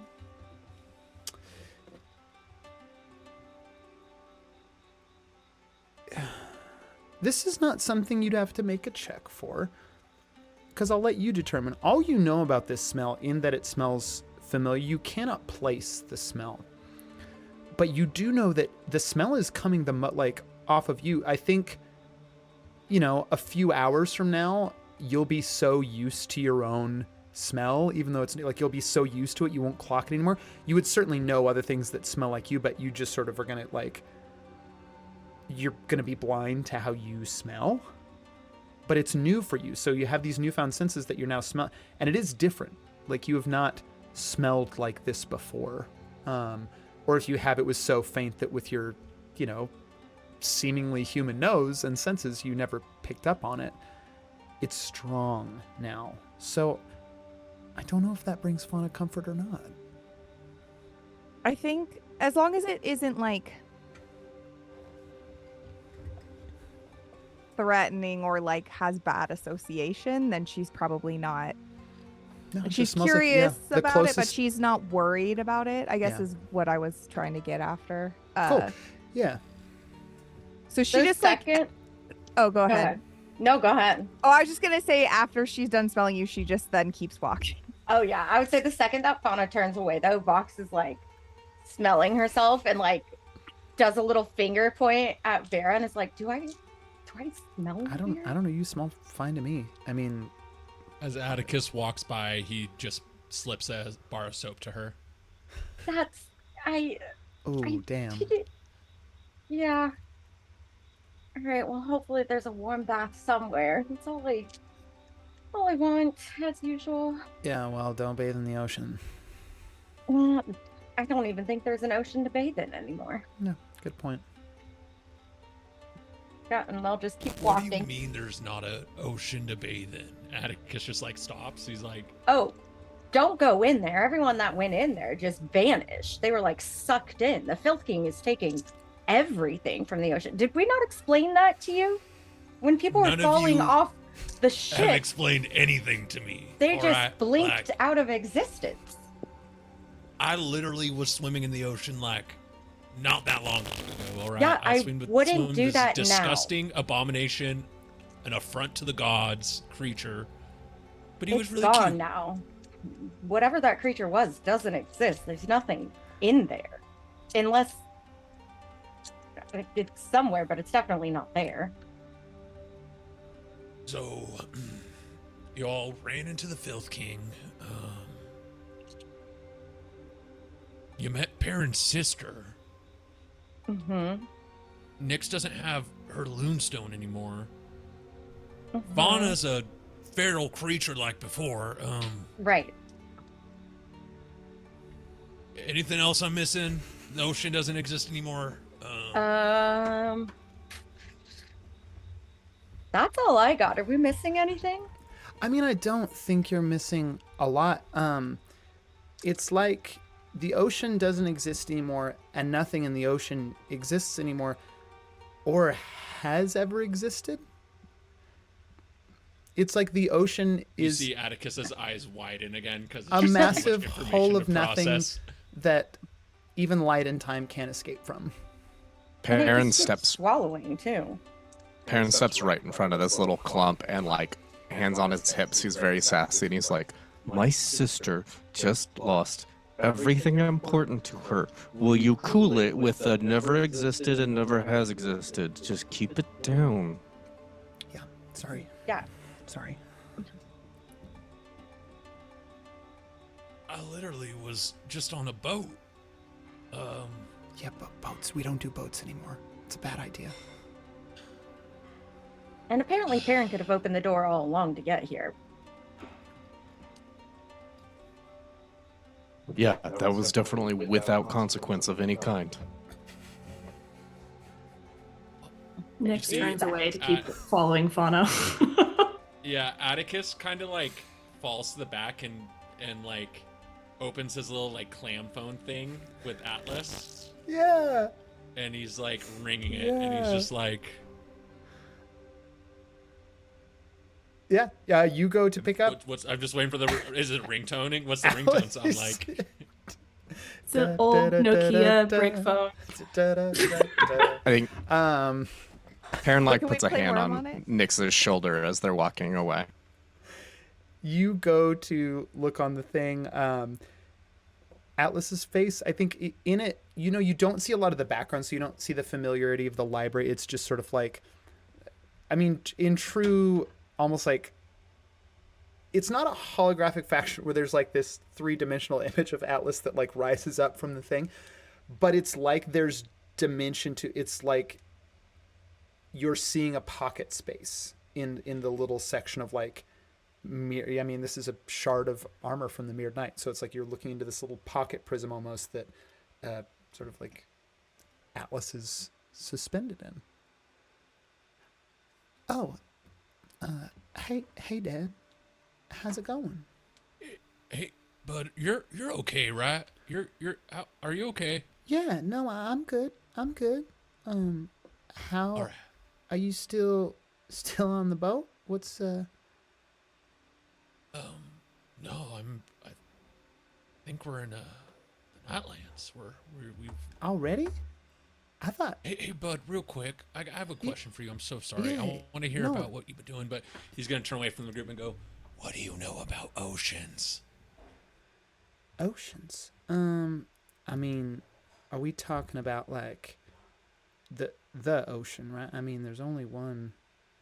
Like, the Yeah. void. You mean like the void that swallows everything? I mean, No, like, come on, bud. You know what an ocean is, like. Like Yeah. you go swimming, like you have a beach day and you go in the water and go swimming. And yeah, no, not. I mean, lakes. Yeah, all the time. Like, the little ponds near. What are you talking about? Go in the ocean.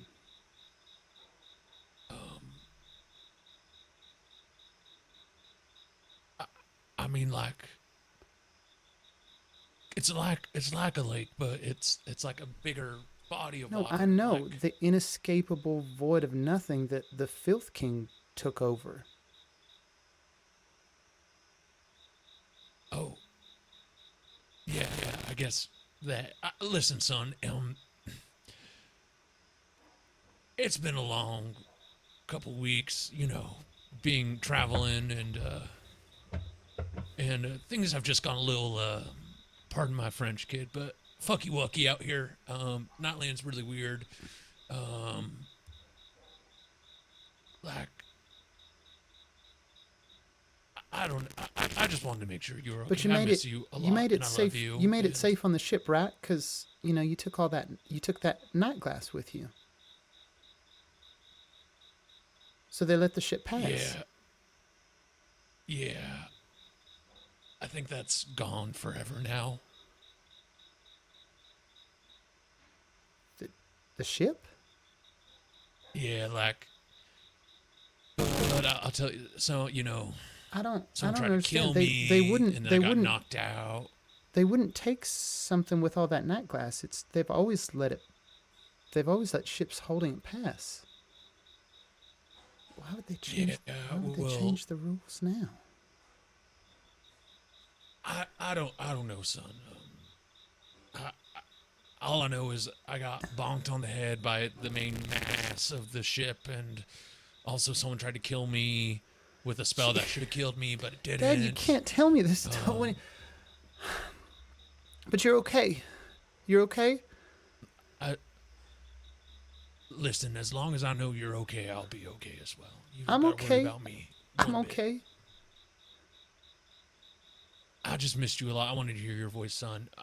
I'm just terribly homesick right now. I miss you. I Yeah. hope Yeah. you're studying. I hope I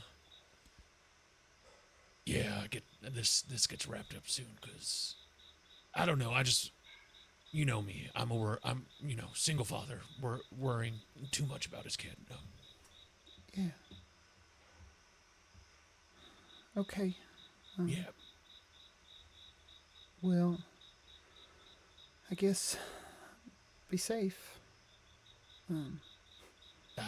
As long as I got this little piece right here, and I know you're just a ring away, your old man will be just fine. Yeah. I mean, if you need anything, Dad, just let me know. I mean, I got the library here. I can do my best. Yeah, actually, if you have some time, whatever you know about the Nightlands, I know you liked reading about that when you were a kid. Yeah, send that my way, just so I can get a feel for the area. This is uncharted territory for your father. Been all over Namira. This is kind of like a place I've never been before. Yeah, I'll do. I know we don't have a lot here, but I made friends with that. What was that? What was his name? Fauna's friend, the one, the tiefling, Ari. I made friends with Ari, and we've been having a course, so I can ask him to look up. Orsad's got way more information, and give me an insight check, real quick, Atticus.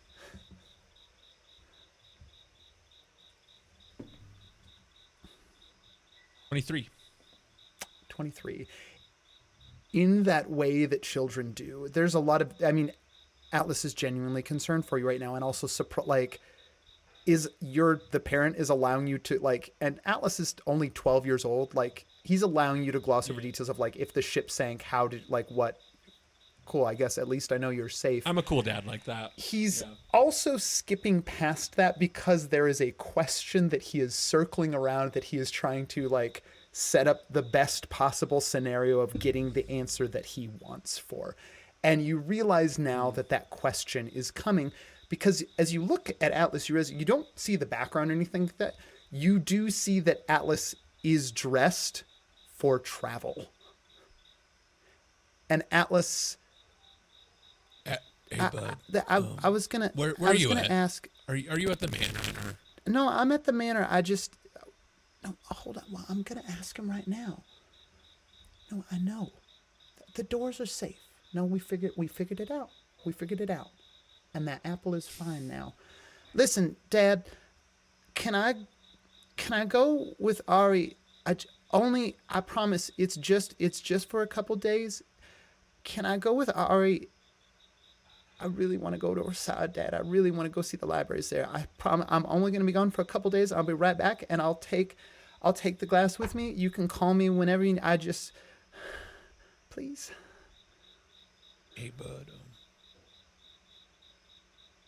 You know what? I'm so proud right now that you want to go on an adventure. this. I was the same age when I went on my first adventure, and of course you can, bud. Of course. Wow, my son, the adventure. Oh my gosh.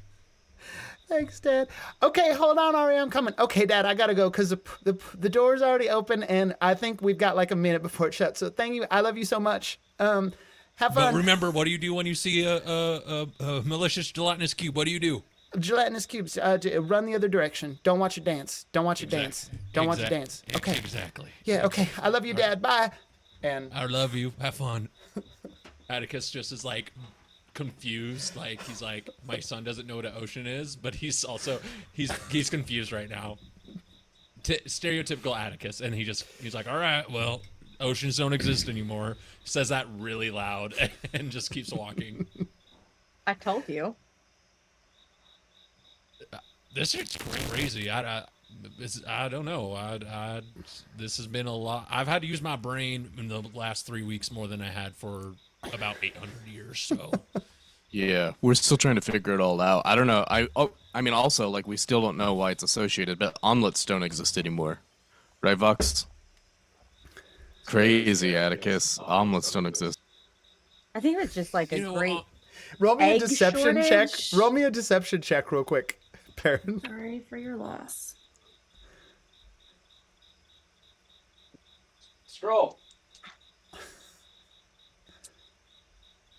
That is a 25. On a 25, from behind you, you hear Kurt under his breath go, "Fuck." I mean, that's all right. I was never a big omelet fan to begin What the with, fuck? so- Are you, Atticus? Are you kidding me? Because I made you like 10 What omelets. is more wholesome than a fluffy?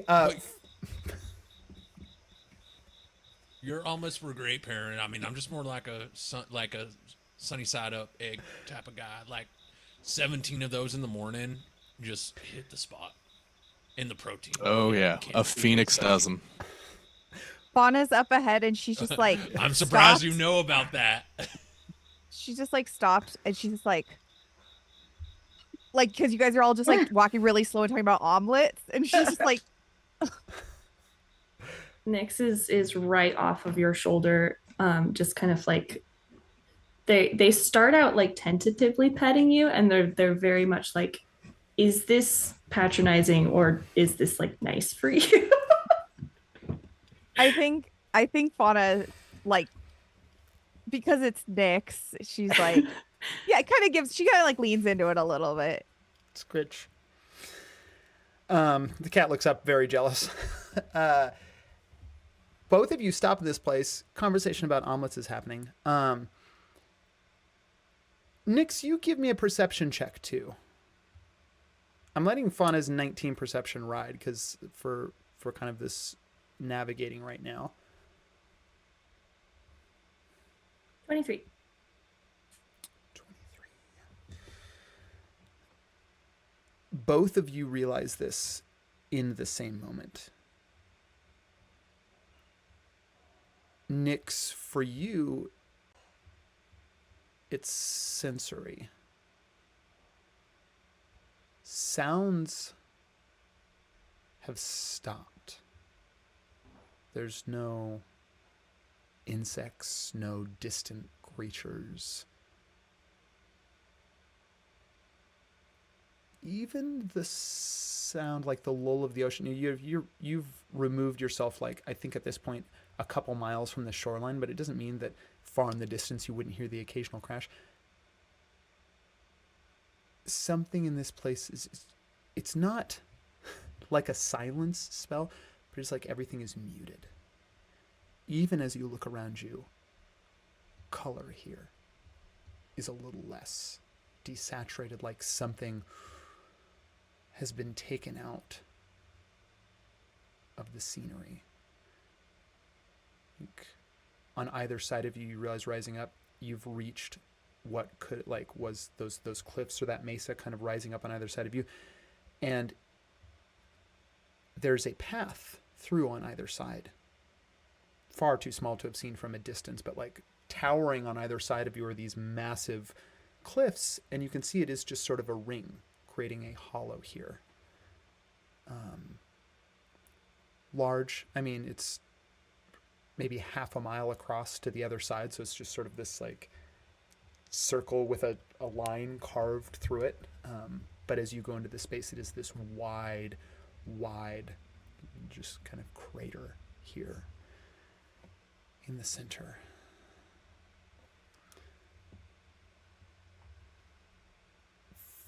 Fauna. You have all the sensory stuff that Nyx has. But in this moment, being attached to an element of the world that Nyx has found themselves severed from,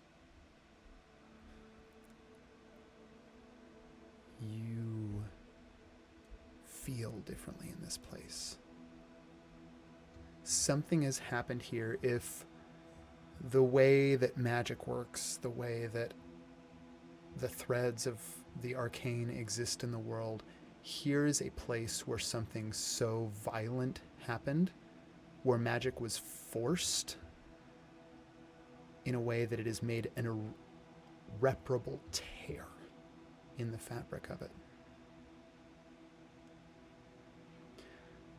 Cicero, who was just kind of now caught up with you, was like trying to keep in the lead but couldn't quite do it. He's pretty old, leaning heavily on his staff, looks around. I think we're here.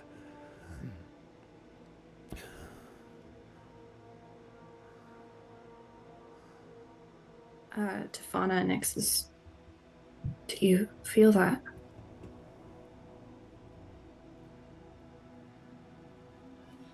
There's something wrong here. Bugs don't just stop chirping like that unless there's a threat.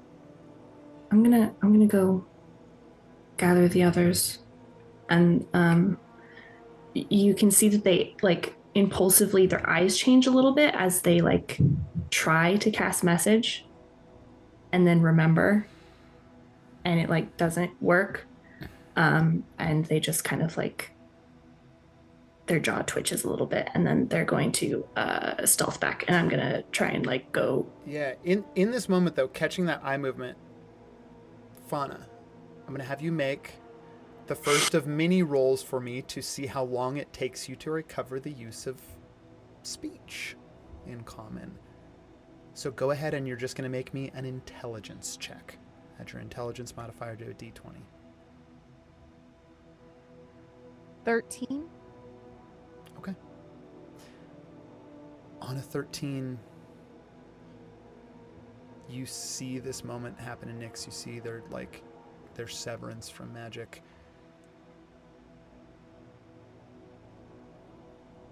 You don't have words. Yeah, I think Fauna's like in response to Nyx saying like, can you feel that? Fauna's like hackles are up. Like she's all kind of bristly. Which I think indicates to Nyx that yes, she can. And then yeah, she wants to say something or convey to Nyx like that she's like seeing that Nyx is like going through this, but she can't talk. So I think instead she just like before Nyx goes to back to like get the others, I think she just like reaches out for Nyx, and like I don't know if Nyx, June, you can tell me if like Nyx has already stealthed away and I'm like too late like to reach out to kind of like take. They're like, turning away from you, but they'll like get like a little trail of like kind of brushing against your hand and give you like a little squeeze, and then I think they're gonna turn away, and their hands are out a little bit, almost in the same way that they used to be, to like call shadow to them and weave it in the way that they would like just poof out of existence. And it doesn't come to greet them. So I think instead they just like, I think they'll pivot and they'll turn and just like give you a little smile, Fauna, and then just almost like from your perspective, like fall back into it. Like, it just seems like they just fall back into darkness and then they're gone. I think Fauna's like a little bit taken aback, but like impressed, but also like a little scared. Like, oh my God, are you okay?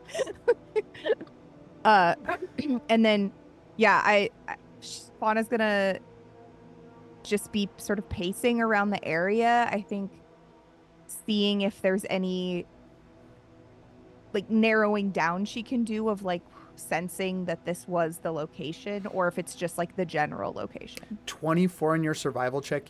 That was plenty high enough to like track this thing, especially with, your use of detect magic earlier. You start hunting around and you're getting close. Is everyone else right now kind of like fanning out to do or is everyone still keyed in on Fauna? Nyx definitely would have, like, from the shadows, kind of sidled in above or behind like all of your blind spots, which you're probably used to at this point, let's be honest. And will just like convey that we are on alert and that there's something wrong up ahead and like what's happening. I feel like when the hair goes up on the back of our necks, we're like, hey, Nyx, what's up? Yeah. Yeah, Atticus is, as we enter this like area, yeah, just is observant of the area, sensing, trying to reach out and sense any magic here. He's been on a magic hot roll, so he's like, this land is magical. Like, let me see what I can tap into around these parts. Give me an Arcana check.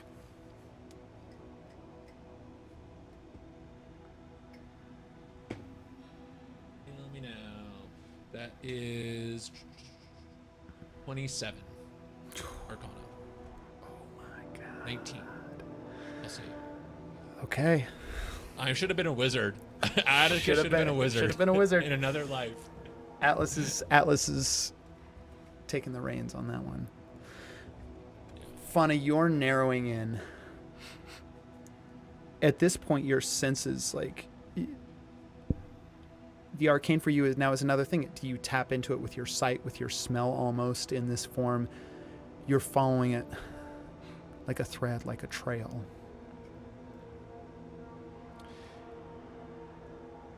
You realize that in this section, walled off by the towering cliffs on either side,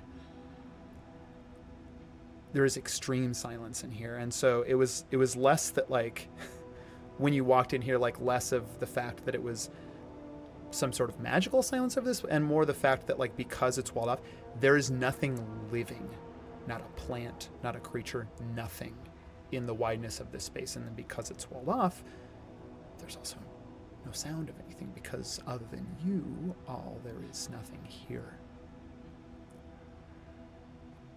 As you're searching around, you realize that within this section here, this clearing, if you will, there is an actual crater. It's not too deep, maybe at its center from the surrounding ground. It's maybe like a 20-foot depression, maybe a 100-foot radius. And it is nestled up against one of the walls of the cliff. So it's almost like it's not a complete circle. It's almost like a waxing moon, almost like the silhouette of one.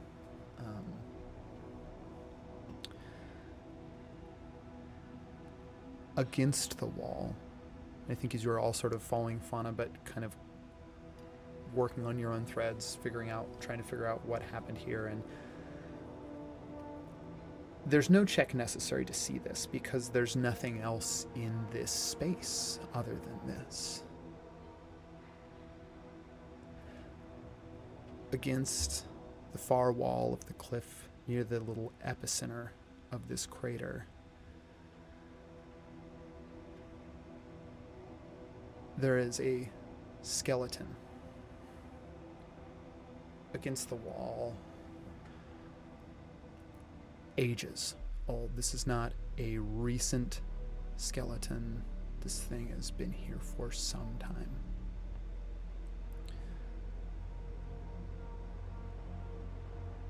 whatever. A lot of this is going to start to be investigation stuff. So Atticus, before I give you the results of your Arcana check, anyone who wants to can give me an investigation check.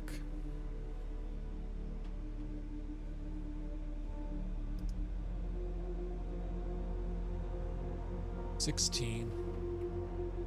25. Also a 16. Nat 20. Yay! 18.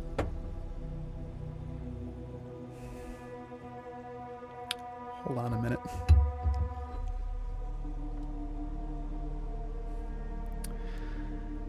Okay. Okay. Those are general enough good investigation checks that you all see what I'm about to describe, and then Perrin, I'm going to give you something, and Atticus, I'm going to give you something, and they're kind of tandem the same thing. One will definitely inform the other. Skeleton is against the wall and almost kind of fused to it because whatever killed it, like the impact of that or the force of it drove it into the wall. And it's not like, it is like it fused with it in some perverse arcane sort of like, it's just sort of part of the wall. Hard to tell with a skeleton, but the jaw is like stretched out and cracked. Whether it was a look of such extreme agony that it contorted the face beyond what a normal face, or whether the impact of the blight, it's hard to tell. But there's probably a good like 6 inches between the jaw and the rest of the skull above it. In the center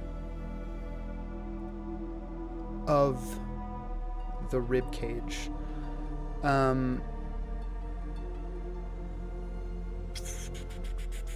Perrin specifically. Perrin, give me a history check. It's not a very high DC. 6. Great. Nix, you also give me a history check. I think it's fair to make this a group history check, actually. 14. Cool. I got a not natural 1. Okay. I'll tell you, I mean, the DC was only 8. On a group, like, you can get, it's a couple words shared between the two of you. You are looking at the skeleton of an Elekith. One of the Arethkin, the original species here in the Nightlands. The Elekith are not Fey in origin, but rather literally like children of the stars. And they are immortal. Doesn't mean that they can't be killed. They can be killed, but generally upon being killed, like, all Elekith have within them a light. In a not unsimilar way to your stone, Nyx, this light resides as an actual physical prism, almost, that resides in every Elekith's physical being, like right here in their chest. Some of them cover it, some of them keep it open, but it is this physical piece, arcane piece of their body, almost.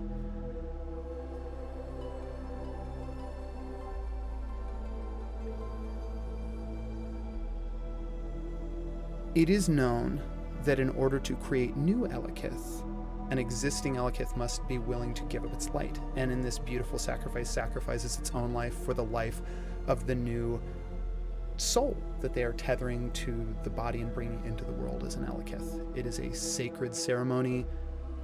It's very familial. It's usually performed by a group of like anywhere from 7 to 13 Elekith who all kind of form a family for the newly birthed Elekith, if you will. Aside from that, it is unheard of for an Elekith's, like, their gem, their stone, their star, their light to be removed. And even after they've been dead for thousands of years, the light would still be there, even if no one has. This one has been ripped out. A cavity in the chest where it should be.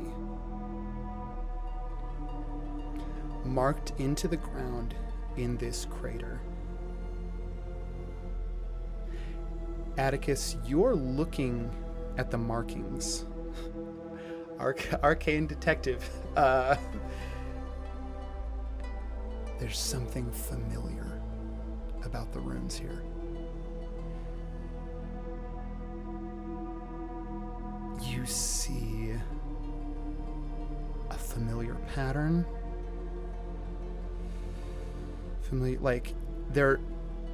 When a ritual this big happens, there are your main focal points of the spell, but a lot of times the spell workers, there's multiple things happening at once in a ritual that have all been placed in a very specific, tailored order.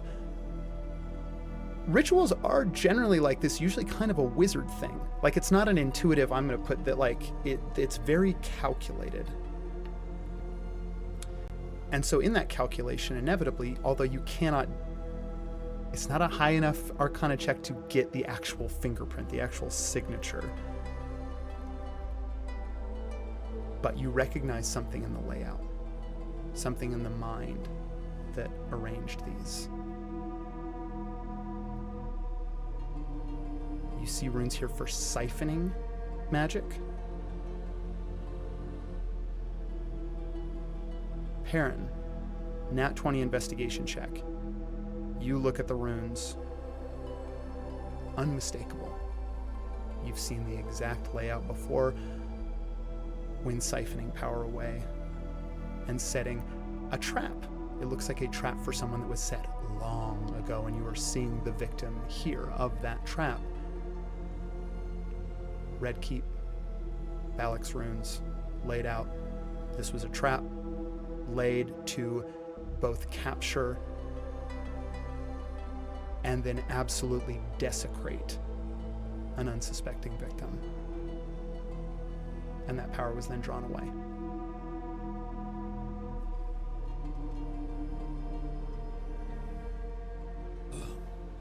These runes look awfully familiar.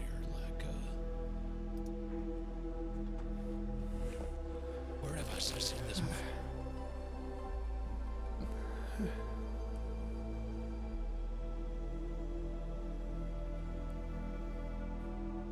In Asparia. Balak. Right? Parent's gonna reach out and touch one of the runes.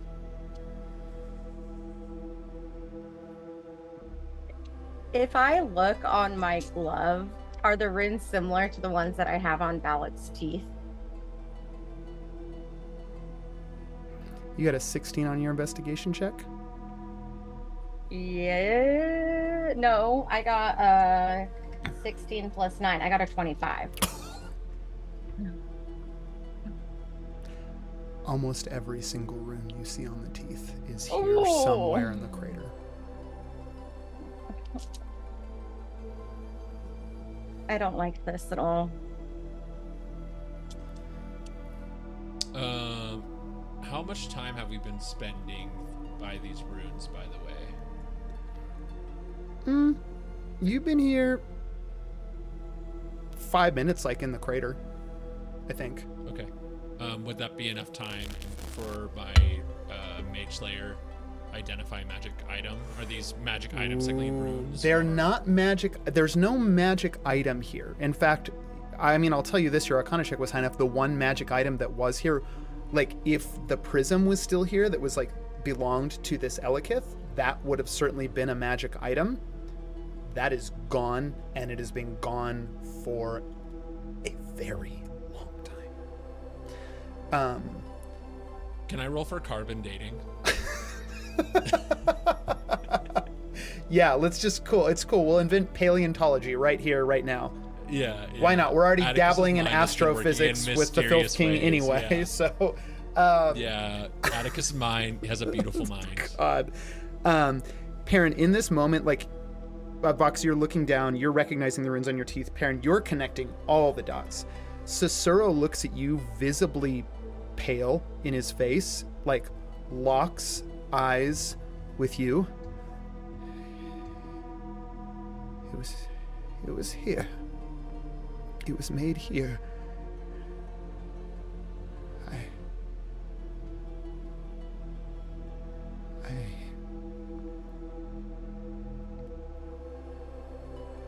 This is very bad. This magic made the Lunestone. It would appear. Who? Dinah. And Nyx is going to come out of stealth right next to Perrin. I was told that she had a hand in making the stone. She'd influenced my fathers to create it to protect me. Yeah. This feels like her work, just like it was Balak's work in Asparia, if what you're saying is true. And he learned it from somebody Her. here.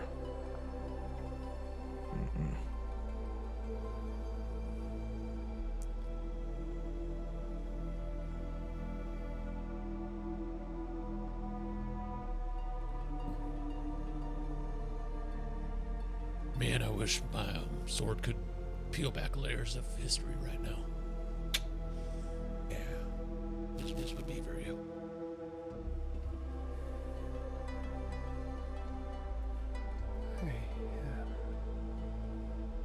Who's Dina? What's that name? Who is that?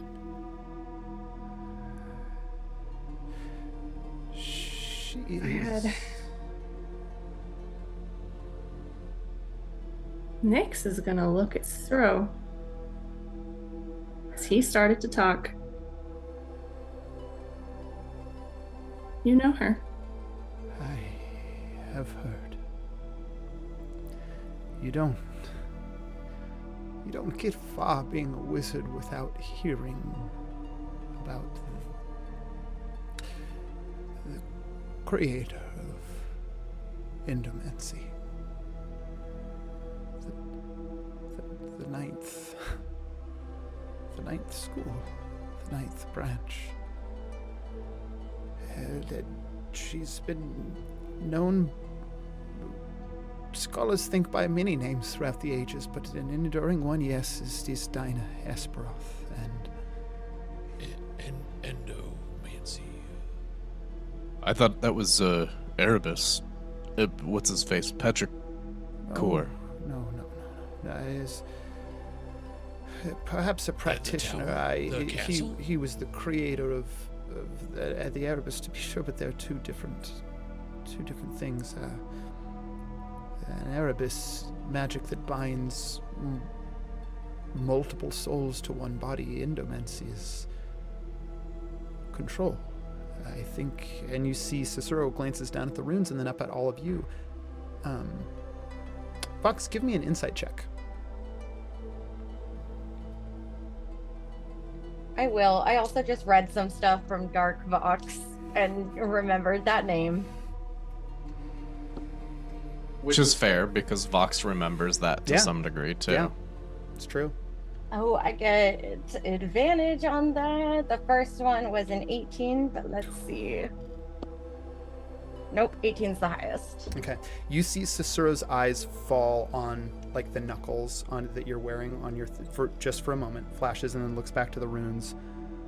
Is addressing all of you, but continues to, like, Vox, you can clock, like, he's making more eye contact with Perrin than anyone else. It makes sense, like, Perrin was his connection, so he's still finding his footing with all of you. I take it you've encountered some form of her handiwork before. Balak was my uncle. These are his teeth and his runes. I see. As far as that, And Balak just him. was also a practitioner of endomancy. Yes? He was while he lived. What is endomancy? I'm not familiar. Am I? Magic He looks of at Perrin. control. Am I? Manipulation. It's Oh, you two are. And he's gonna point to Perrin and Nyx. Yep. You're Yeah. familiar with that. Fauna That was also used did to you, on Perrin? me. Yeah. Does Fauna remember everything from before she? Because I actually also have a note about this person. You do. So I just forgot You what her do. name was until Yeah. just now when I looked at my notes. Yeah. Does Fauna remember? Like, if You- somebody just said her name you- out loud, would Fauna recognize it? You would. Yeah, I think Fauna's just growling to contribute that she also does not like this person. Yeah, that was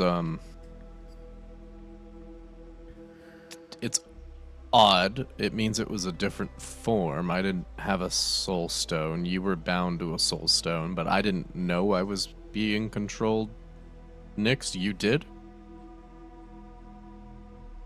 There were moments of lucidity in between when I was in the stone and out of it. But it's all a jumble. I mean, we know now, looking back on time of when we were controlled, but While this whole conversation is happening, Atticus is scratching out the runes. He doesn't want any. Love that. He Cool. knows Yep. runes can sit forever, so he's just Arcana check at 27. You have Xing them. you have no problem. Like you are essentially like palm leaf over the footprints, like you're erasing the history, the mark of these runes. I think not just in a physical way, but also in it like this place may never recover from what took place, but you can in some ways give it a clean slate. Are there any like? Yeah. Oh, sorry. Go ahead, Sean. I think Atticus would each rune, like they have paper or notepad of some sort. I think they would write it and kind of have it in a book just to see for later reference. Beautiful mind, Yeah. Atticus is here. Yeah, 2003 Russell Crowe's Beautiful Mind at Atticus is here. Atticus love is it. suddenly big We on love it. studying. Big on studying. Yeah. Perrin kind of He's old. He likes his Tom Yeah. Clancy novels now and would like to read historic novels by Stephen Embryo. Yeah, Perrin kind of smiles gently at Nyx and shrugs, and he's like, "Yeah, it's a really awful thing to. It might be the worst thing you can do to a person. You'd have to spend every ounce of the rest of your life making up for it if a person was to do that to anyone else. You would have to truly do something incredible, because what was taken from me, what was done to me, what was done to you. There are no words for how far that goes."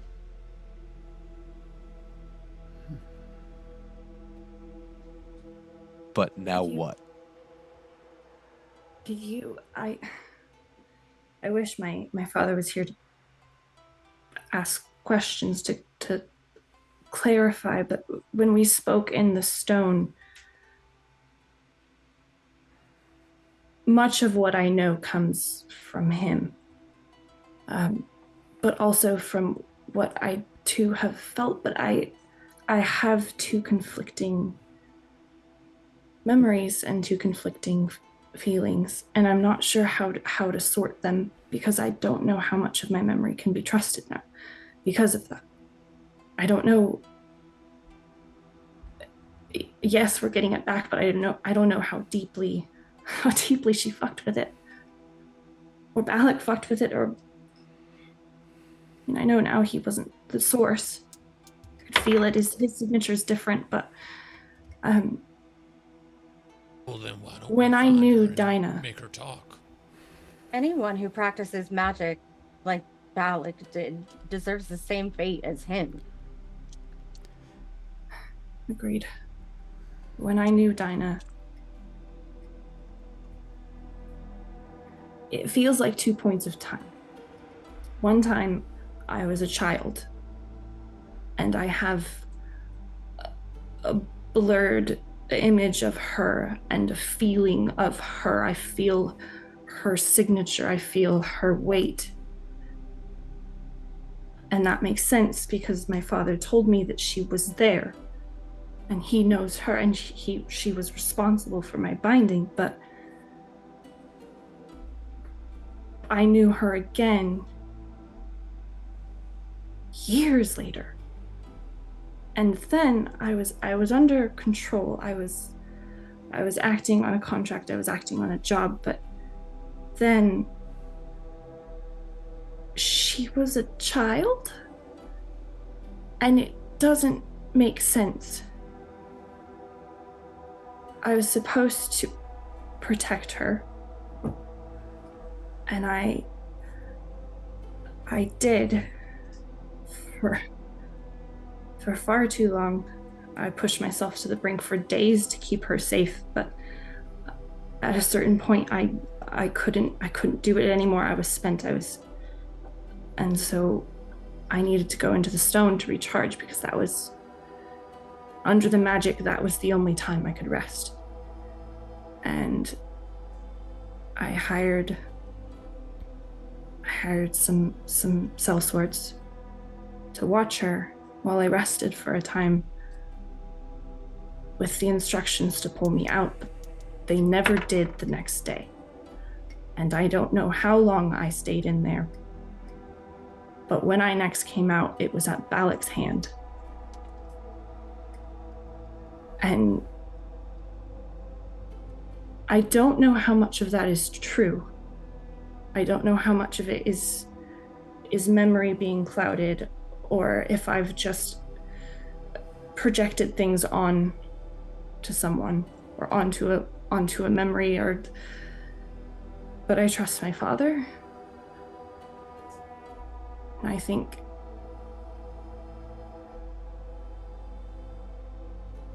I don't know what part of it is real and what part of it she changed.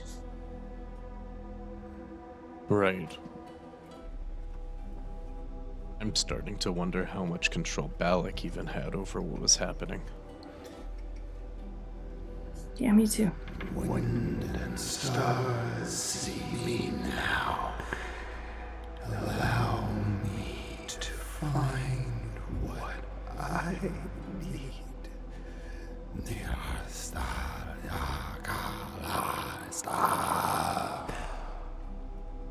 All of you look over and see that Cicero has been gathering like scraps of earth from where the runes were.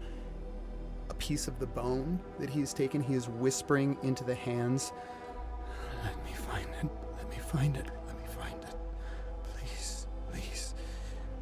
Hey, buddy. Everyone in this space, give me a dexterity save.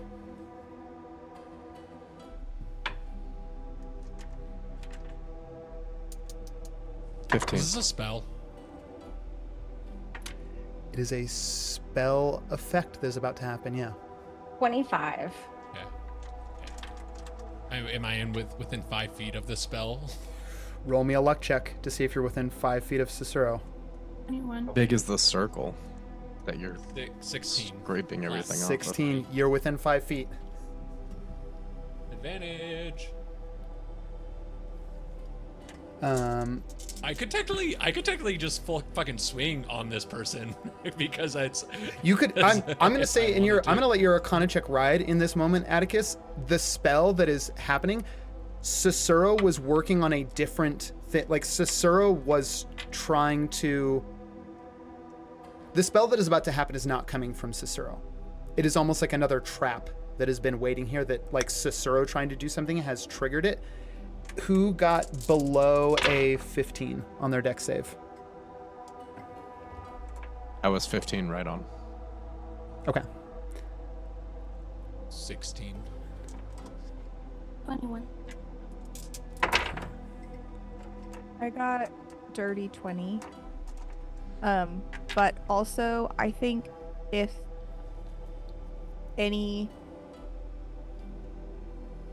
this feels like something bad is about to happen, if Fauna thinks that, or not thinks, but if her instincts are set off, then she would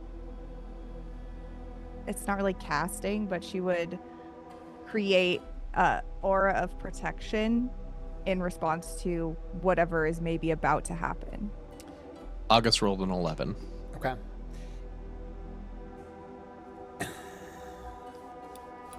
Give me, we're going to call this a perception check for Fauna in order to like react to this thing before it goes off. DC is going to be a 20.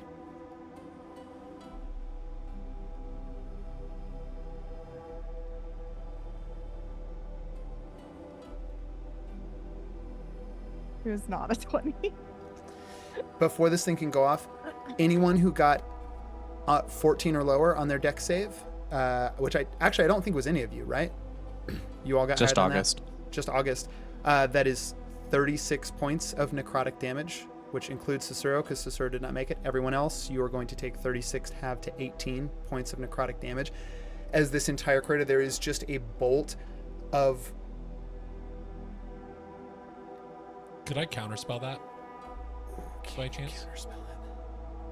This is magical damage, I assume? It is magical damage. Can you counterspell a trap? Same thing as... Let's see. Because you're not already in... but it is a reaction. Because the wording is it's a reaction, yeah. I will say this, though. It is not a 3rd level spell. This is coming in hot at a 5th level spell. So you would have to roll for it if you want to try and counterspell it. Okay. I know that I think Counterspell technically says you're interrupting the casting of a spell, and a trap would be already cast but waiting to trigger. Yeah, I think in this space I'll allow, you're right there next to Cicero, like, but you do have to, I think it's a, because you don't have a spell casting ability, I think we've determined that it is your strength. I think we let you use your strength for counterspelling. So it's just your strength modifier, add it, and then you add your strength modifier to a D20 check. And because it's a 5th level spell, it's got to be a 15 or higher. It's basically just a strength check. Yeah. So, because no one's... 17 plus 4. Yeah. So actually, no one has to worry about it. No damage. Atticus, what does it look like as you swing your head like this?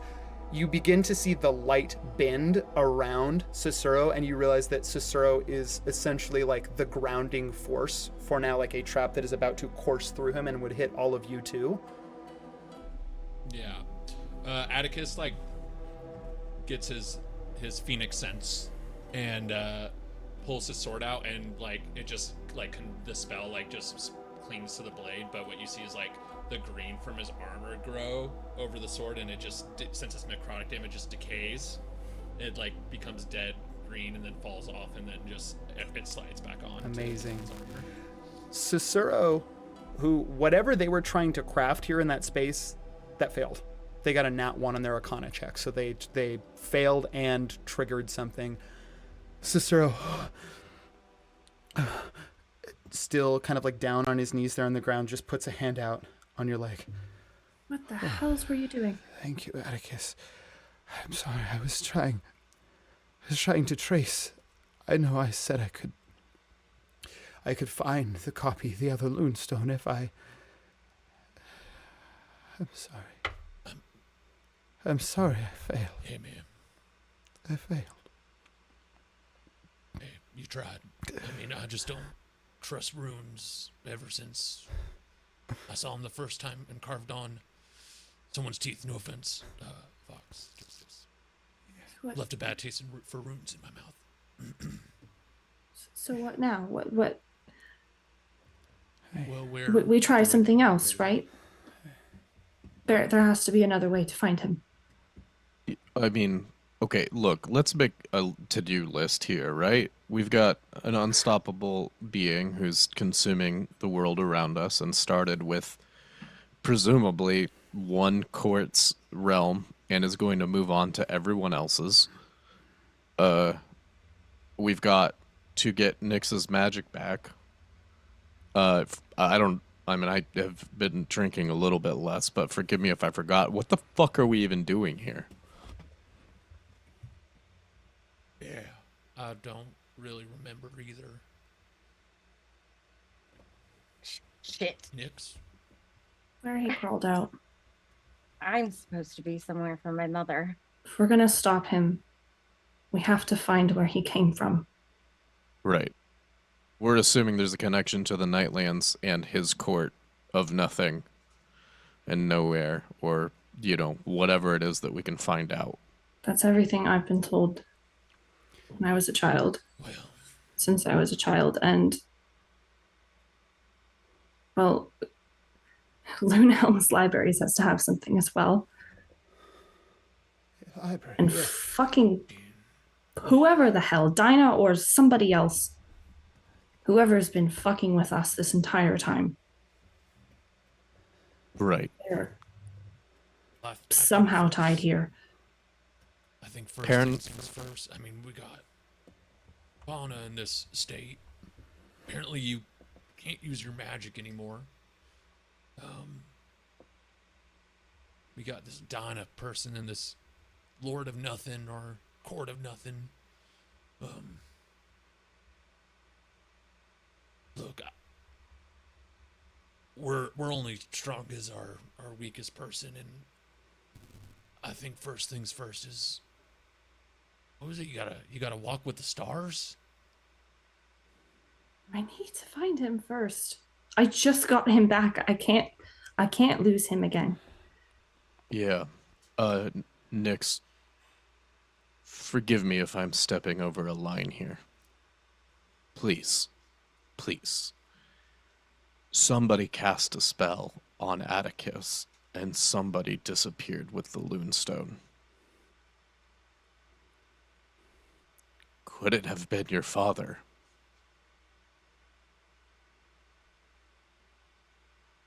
No. If something like this was done to him, and Perrin gestures at the spell circle around them. He was free of it. I saw his face. He was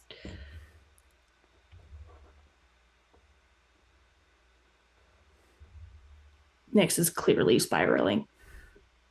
Yeah, I know. It's all right. I'm trying to think of options here, and it's possible that maybe he doesn't want to be found right now.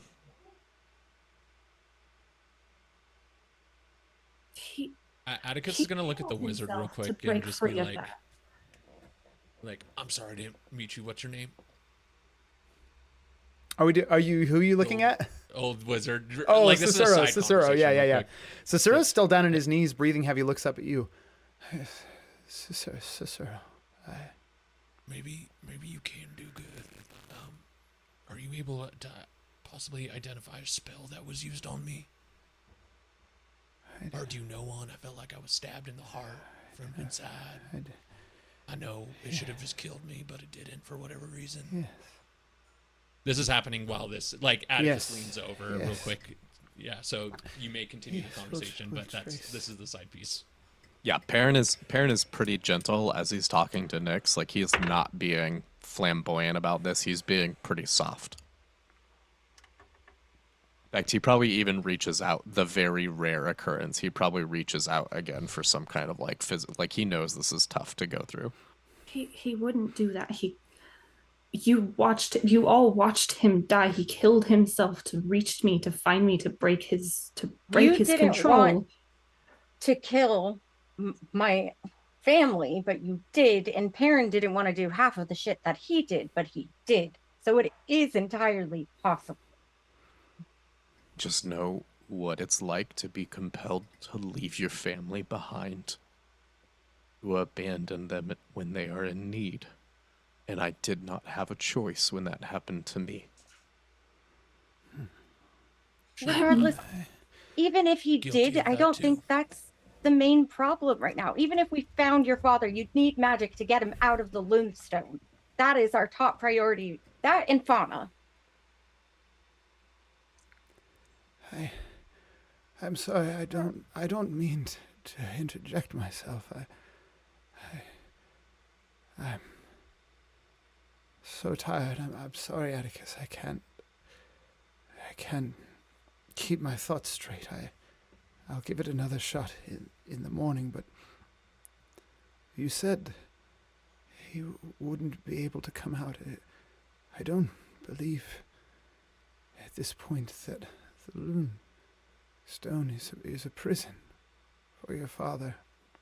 I think, if anything, he would be free to come and go, and if he's not here, it is either by his own will or the will of another that keeps him there. Atticus is gonna lean an arm out for him to lean on. Yeah. Parent's gonna reach out and like check for a pulse. Like, are you good? Are you good? Make a medicine check for me.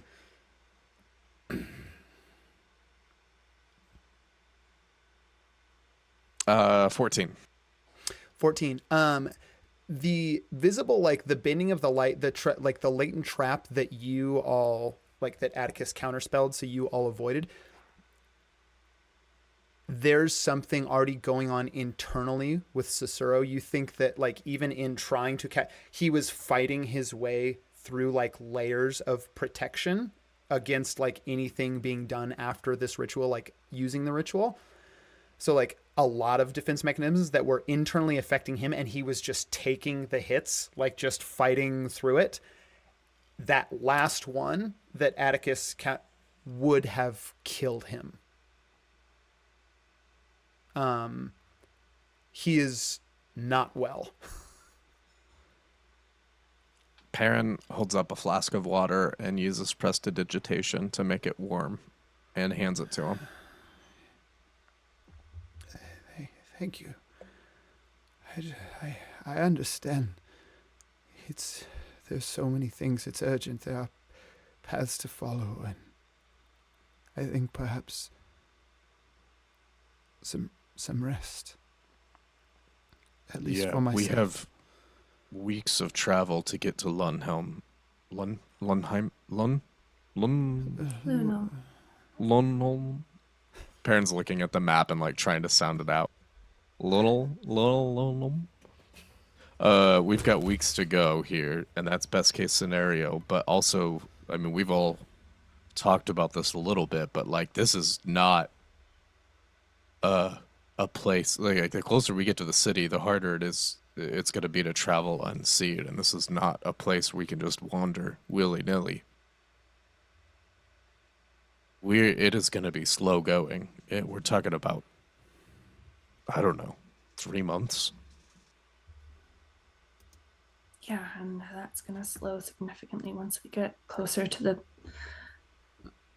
inner circles of the city.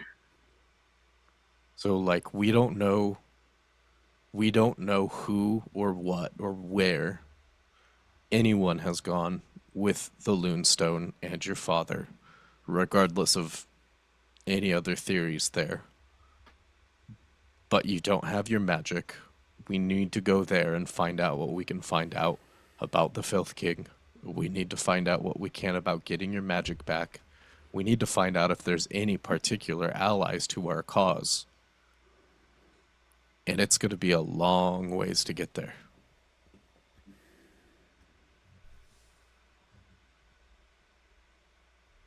Yeah.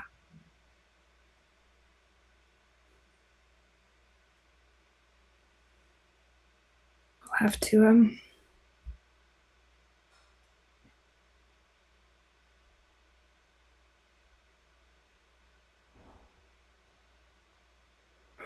sorry, I can't think of anything else right now. Yeah. Atticus Cicero is like asleep on your arm. Just Oh. like Atticus picks him up, like with a baby. one arm. Yeah. Nix, just holding him in one arm.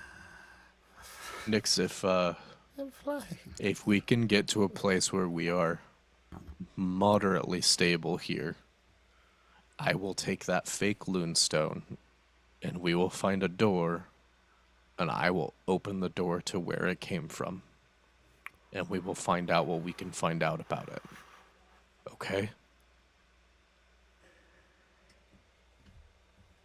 I think in response, Nyx is just going to, almost in the same way that you reached out to them, they are also going to reach out a hand. And if you accept, they'll give you a squeeze. Yeah. Perrin accepts. And then he leans in really close. And he's like, and also at some point we need to talk about you knowing my mom. I know. I'm sorry. It wasn't the time. Hey, this is a really sweet moment. I don't know what you're talking about, but this guy's making my arm fall asleep, so we should probably set up camp and... You're so strong. I am not camping anywhere near this circle. Yeah, I know. That's why we should move. Fauna actually, while you guys were all talking, has been, if it's okay, Eli, you could tell me if it is or not. Now that all the runes are like broken and stuff, she's been casting. I don't really know what word to use, but she's been invoking plant growth to like bring life back to this completely destroyed and desolate circle.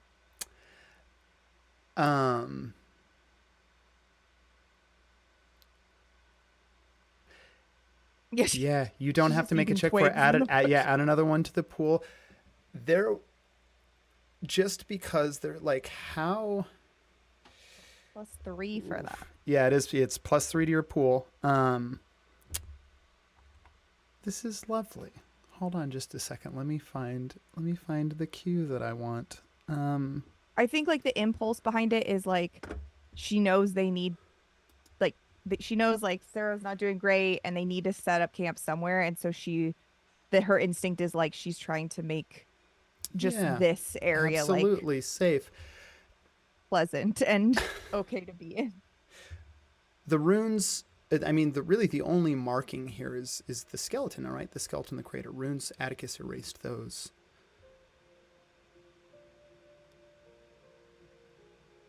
Nothing had come to live here in so long because of what took place here.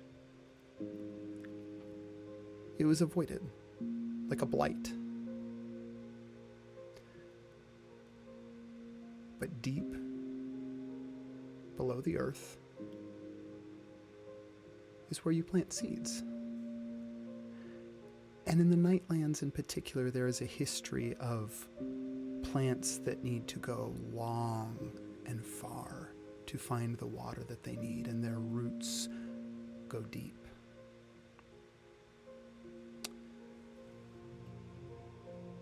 Below the surface of where you all are,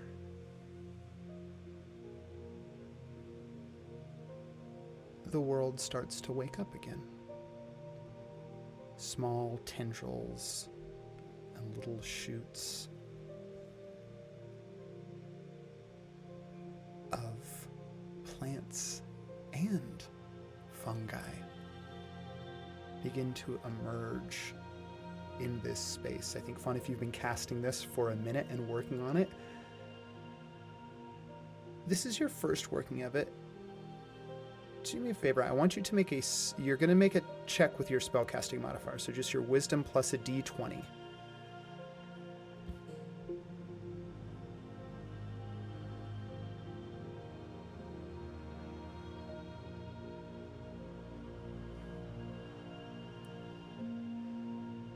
It's really hard to see the numbers on this dice. 17? 17 total? Oh, plus so 17 on the die, 22. Yeah, I'll tell you right now, if you are willing to add, if you're willing to add 3 more points to your pool, you can cast. Generally, the secondary casting of plant growth would take 8 hours. In this moment, because of what this space represents and what you're trying to do, if you add 3 more points to your pool, I will let you not use 8 hours to cast the secondary casting of plant growth in this space. Yeah, sure, why not? The secondary casting of plant growth, I'm going to do it off the dome, but I believe the space that you create for a half a mile round is a veritable, it is a lush flowering garden. All the flora generally found here in the Nightlands, which includes also fungi and all like things that are growing and perhaps also a little sentient. One of the coolest things about this is that it doubles, like you create a resource-rich space for half a mile that when a harvest occurs, it produces twice the amount of food that it usually would. So there are like, it's pretty rare to see fruit trees and things like that in the Nightlands, but they do grow. It's kind of almost this knobby, like jackfruit, kind of like crystalline inside looking thing. This entire space, up the walls of the cliffs and even just outside the walls of the cliffs, you create a garden in this space, the likes of which the Nightlands has not seen for centuries. As this kind of takes place over the course of the next, like, really 30 minutes, like truly things are erupting out of the ground.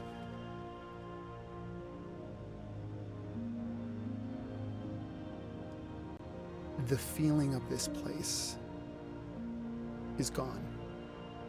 It's erased. And you see, while the skeleton is still like sort of overgrown by, there is kind of like this fruit tree that is sort of like ruptured out of like the way that something will do, kind of like when it splits and grows out of a crack, but somehow grows mighty anyway. One of those fruit trees has started to grow behind the skeleton and kind of frames them. And one of the fruits already poking through and holding right where the stone would have been. Just this crystalline fruit right there where its heart was. Certainly if there was a place to camp, it would be here. I think Nyx is just gonna like kind of squeeze Fauna's shoulder and just in a soft whisper, everywhere you go, you grow such beautiful things in people and in the earth around you. I hope you realize that. She Chewbacca roars back at you. I was gonna say, yeah, she kind of makes like a deep down in the throat, you know, and I think she's really been hugging Nyx a lot. I hope that's okay, but I think she would just like envelop Nyx in another big embrace, because she can't express.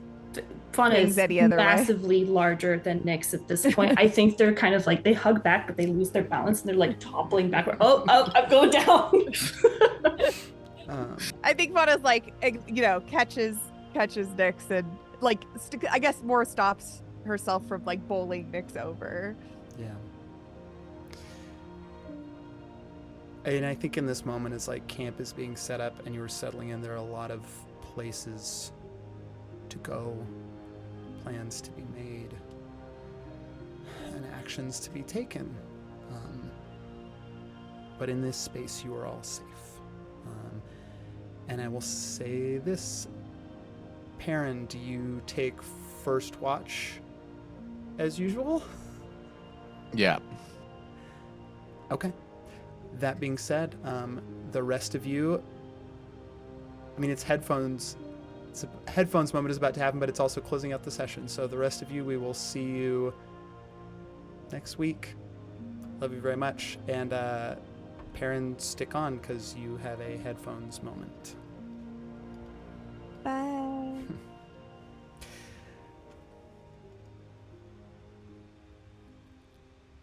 Okay. Oh, wait. Oh, no, Ilya left. Hold on. I'm going to do this so it fixes the... Oh, Vox did too. Q can join again real quick. Yeah, have Q join again real quick so the overlay is still correct. And then I'm gonna join too on my phone, which will fix. Nope, it's too late now. It's just the two of us. Okay, hold on. I have an idea. I wonder if I still have... Can you just kill the whole overlay? Yeah. Well, we could kill the... What happens if we kill the overlay? Let's do it like this. Hold on. Why am I the only one in it? I know, everyone dropped. Hold on.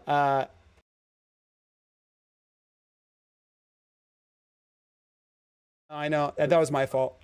So why did you tell me to go back in? No, it's fine. You can back out now. I'm just going to make the overlay just the two of us. I should have clarified that not everyone should drop. Hold on. I can figure this out because as soon as... Okay, cool. As soon as Q drops, then it'll be back. It should be back just framing the two of us. Fittingly so, even though it's not at night in a garden.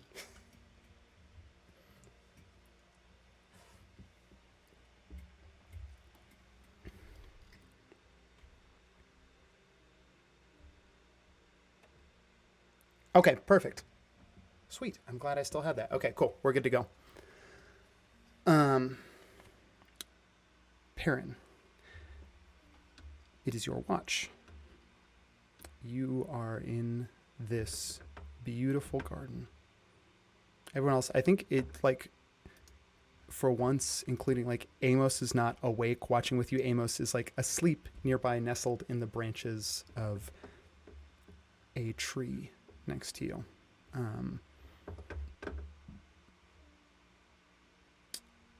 In this moment, where is the cue that I need? There you are.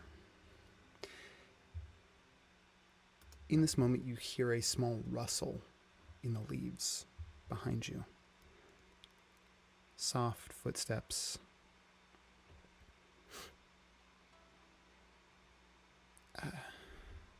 Perrin. Oh. Do you have a moment? Yeah, I would have thought you would have been out already. No, I slept for a time, but it's important.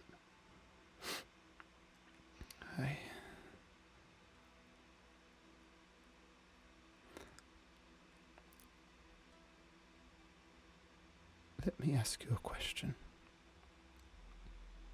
For I believe we are truly in more danger.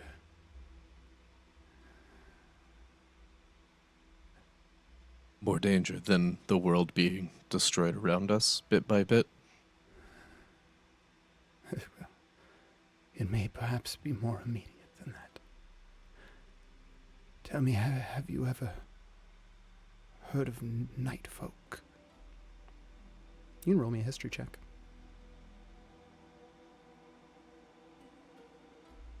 Eight. You haven't. No.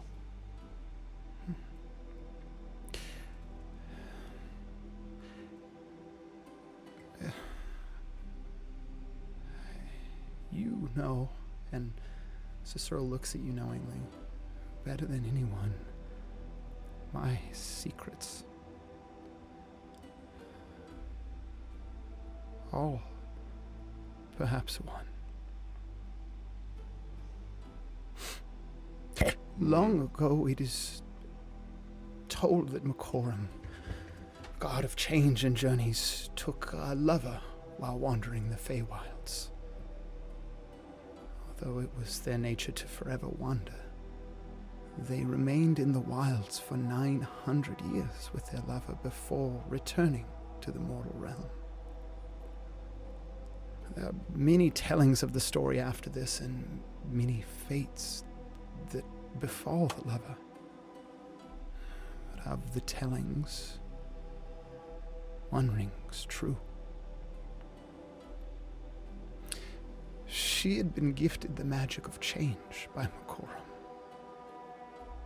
And when they left, she was also with child. Alone in the Feywilds, she gave birth to 900 children. One for each year she had loved the god. Many were her names, and many more she has taken, that you would know her and your party as Dinah. The children were cursed to bear no true form until they could devour one that would come to them in dreams. Sometimes a spirit of the Fae, but more often than not a mortal. They are known as night folk.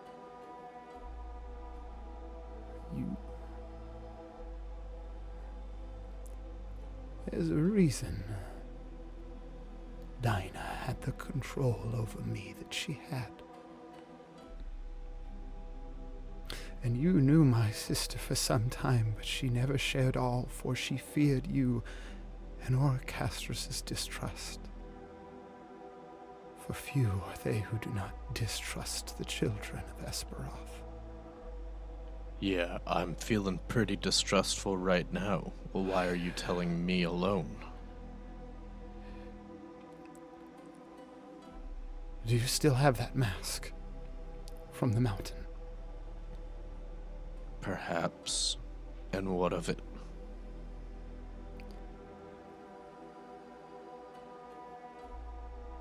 Wait, actually, let me clarify this. Was the mask that you gave Cicero the only, or because Perrin had a couple, or just that one? I think from the Black Mountain? Yeah, I think that he's wearing that. Just that one. Vox has one. Maybe Cicero Fauna has one. Reach up. As he takes the mask off, you see his face replaced, beardless now, clean shaven still, the white hair but much shorter, with Balix as he holds the mask out to you. Put it on. I promise. You'll see what I mean. I'm gonna need insight on that. Yeah, give me an insight check.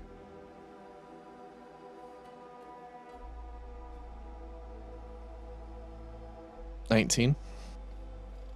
Honest as light. Like, there could not be more sincerity in Valak's voice.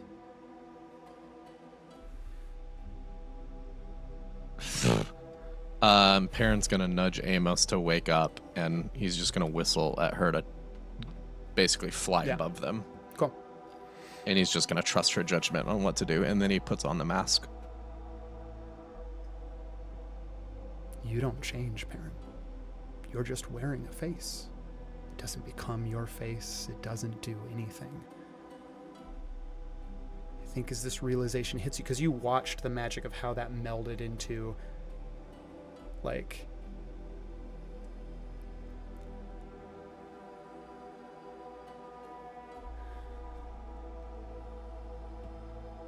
Cicero's going to take your hand.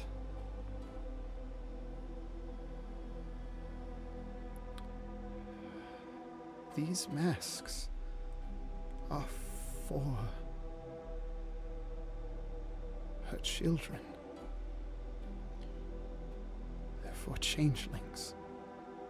When we wear them, we alone can take on the aspects the face. They do nothing for anyone else.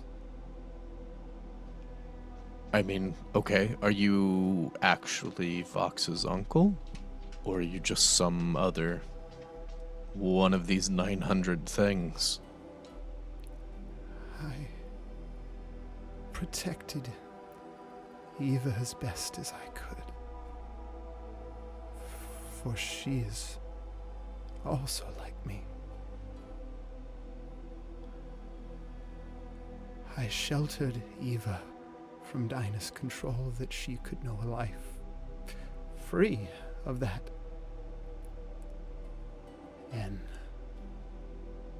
then she gave birth to a child. Dinah has sought that child because, as far as I know, no changeling has ever had a child before.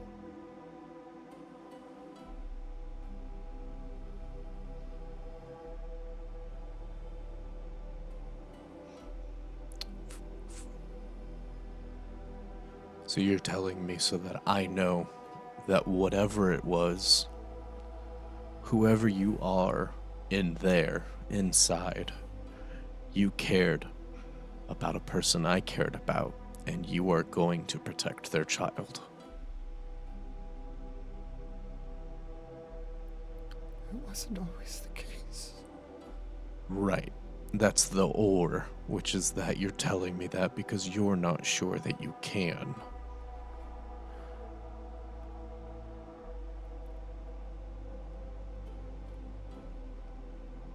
The way that she masks herself, Baron. Invisible even beyond means of arcane detection,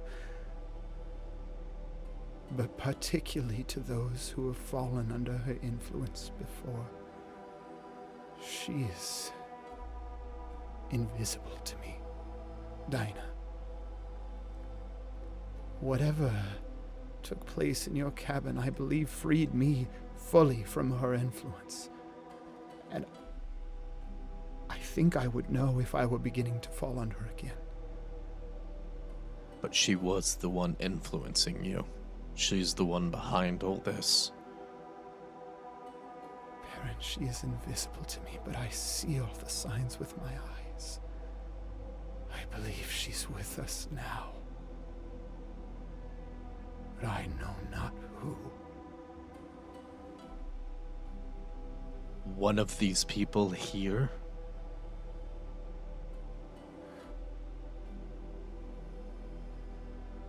And how would we be able to tell? I do not know. You mentioned perhaps the one misstep in her plan. The fake, the replica.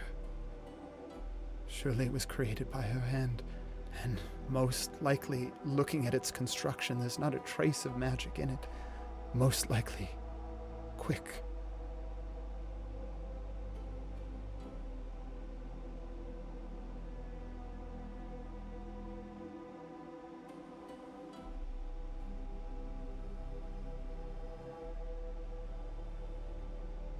But what you're saying? One of us has been replaced. I know what I'm suggesting. And I know that you have little reason to trust me. But please. Whatever she's doing now, all our lives, Perrin, we have led her to this moment. All right, I'm gonna need like a top to bottom list of what exactly she can do when she's changelinging. Then, can she take memories? Memories. As a changeling, inherently, no, we can't take memories, but her magic goes beyond just intimacy. She has been practicing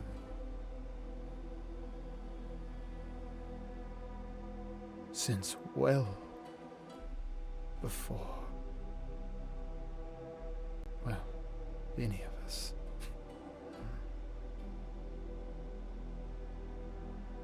You understand why I'm struggling to trust this thing you're telling me that has no evidence from someone who I'm still pretty suspicious of intent. This doesn't feel like the changed man in the cabin. This feels like a plot. I'm gonna need something a little bit more tangible.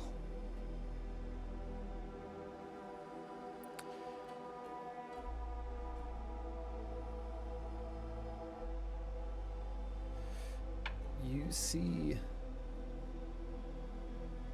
Cicero takes out a dagger. Matte black. You've seen similar daggers except for the fact that none of those other ones, all of those other ones had emblems on them, like embossings, something to mark what the dagger was. This one is like a blank. You see him drive the tip just enough to like right over his heart, just enough to pierce skin and draw a little bit of blood. Not deep, but enough. You see him whisper words into the hilt of the dagger. Offer it to you. Place it into your hand.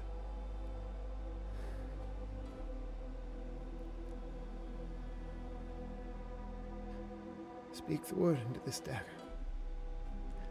I offered you into your hands my life.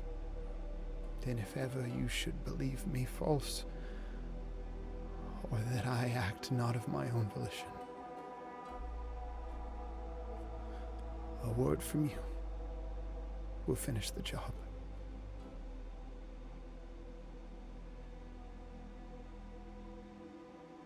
No, I just need to say the word now to, set it up? Complete the spell, and then I say it again to trigger it? Yes. Perrin makes eye contact and leans into the hilt and whispers, redemption.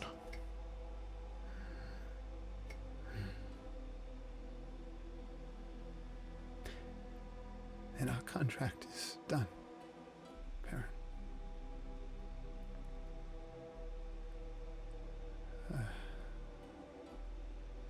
I don't know what our next move is.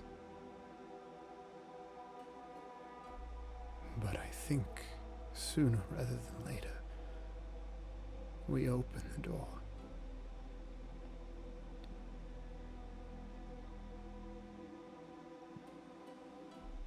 I see. And I don't think Perrin has anything else to say. I think he's just gonna... Yeah. And Cicero is also... Well on that. Like, Cicero needs his rest. As he stands up, there's a lingering moment where his hand just, like, falls on your shoulder. Give me one more insight check. And you can do it with advantage. Amos is going to give you advantage. 19. Same thing that you got before. And no careless word whispered into the dagger if Balak has anything left in his life worth living for. It will be redemption.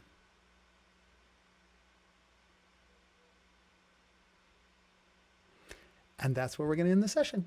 Thanks, everyone, for hanging out and watching. We'll see you next Monday with another episode of Castle Run. Secrets. Bye.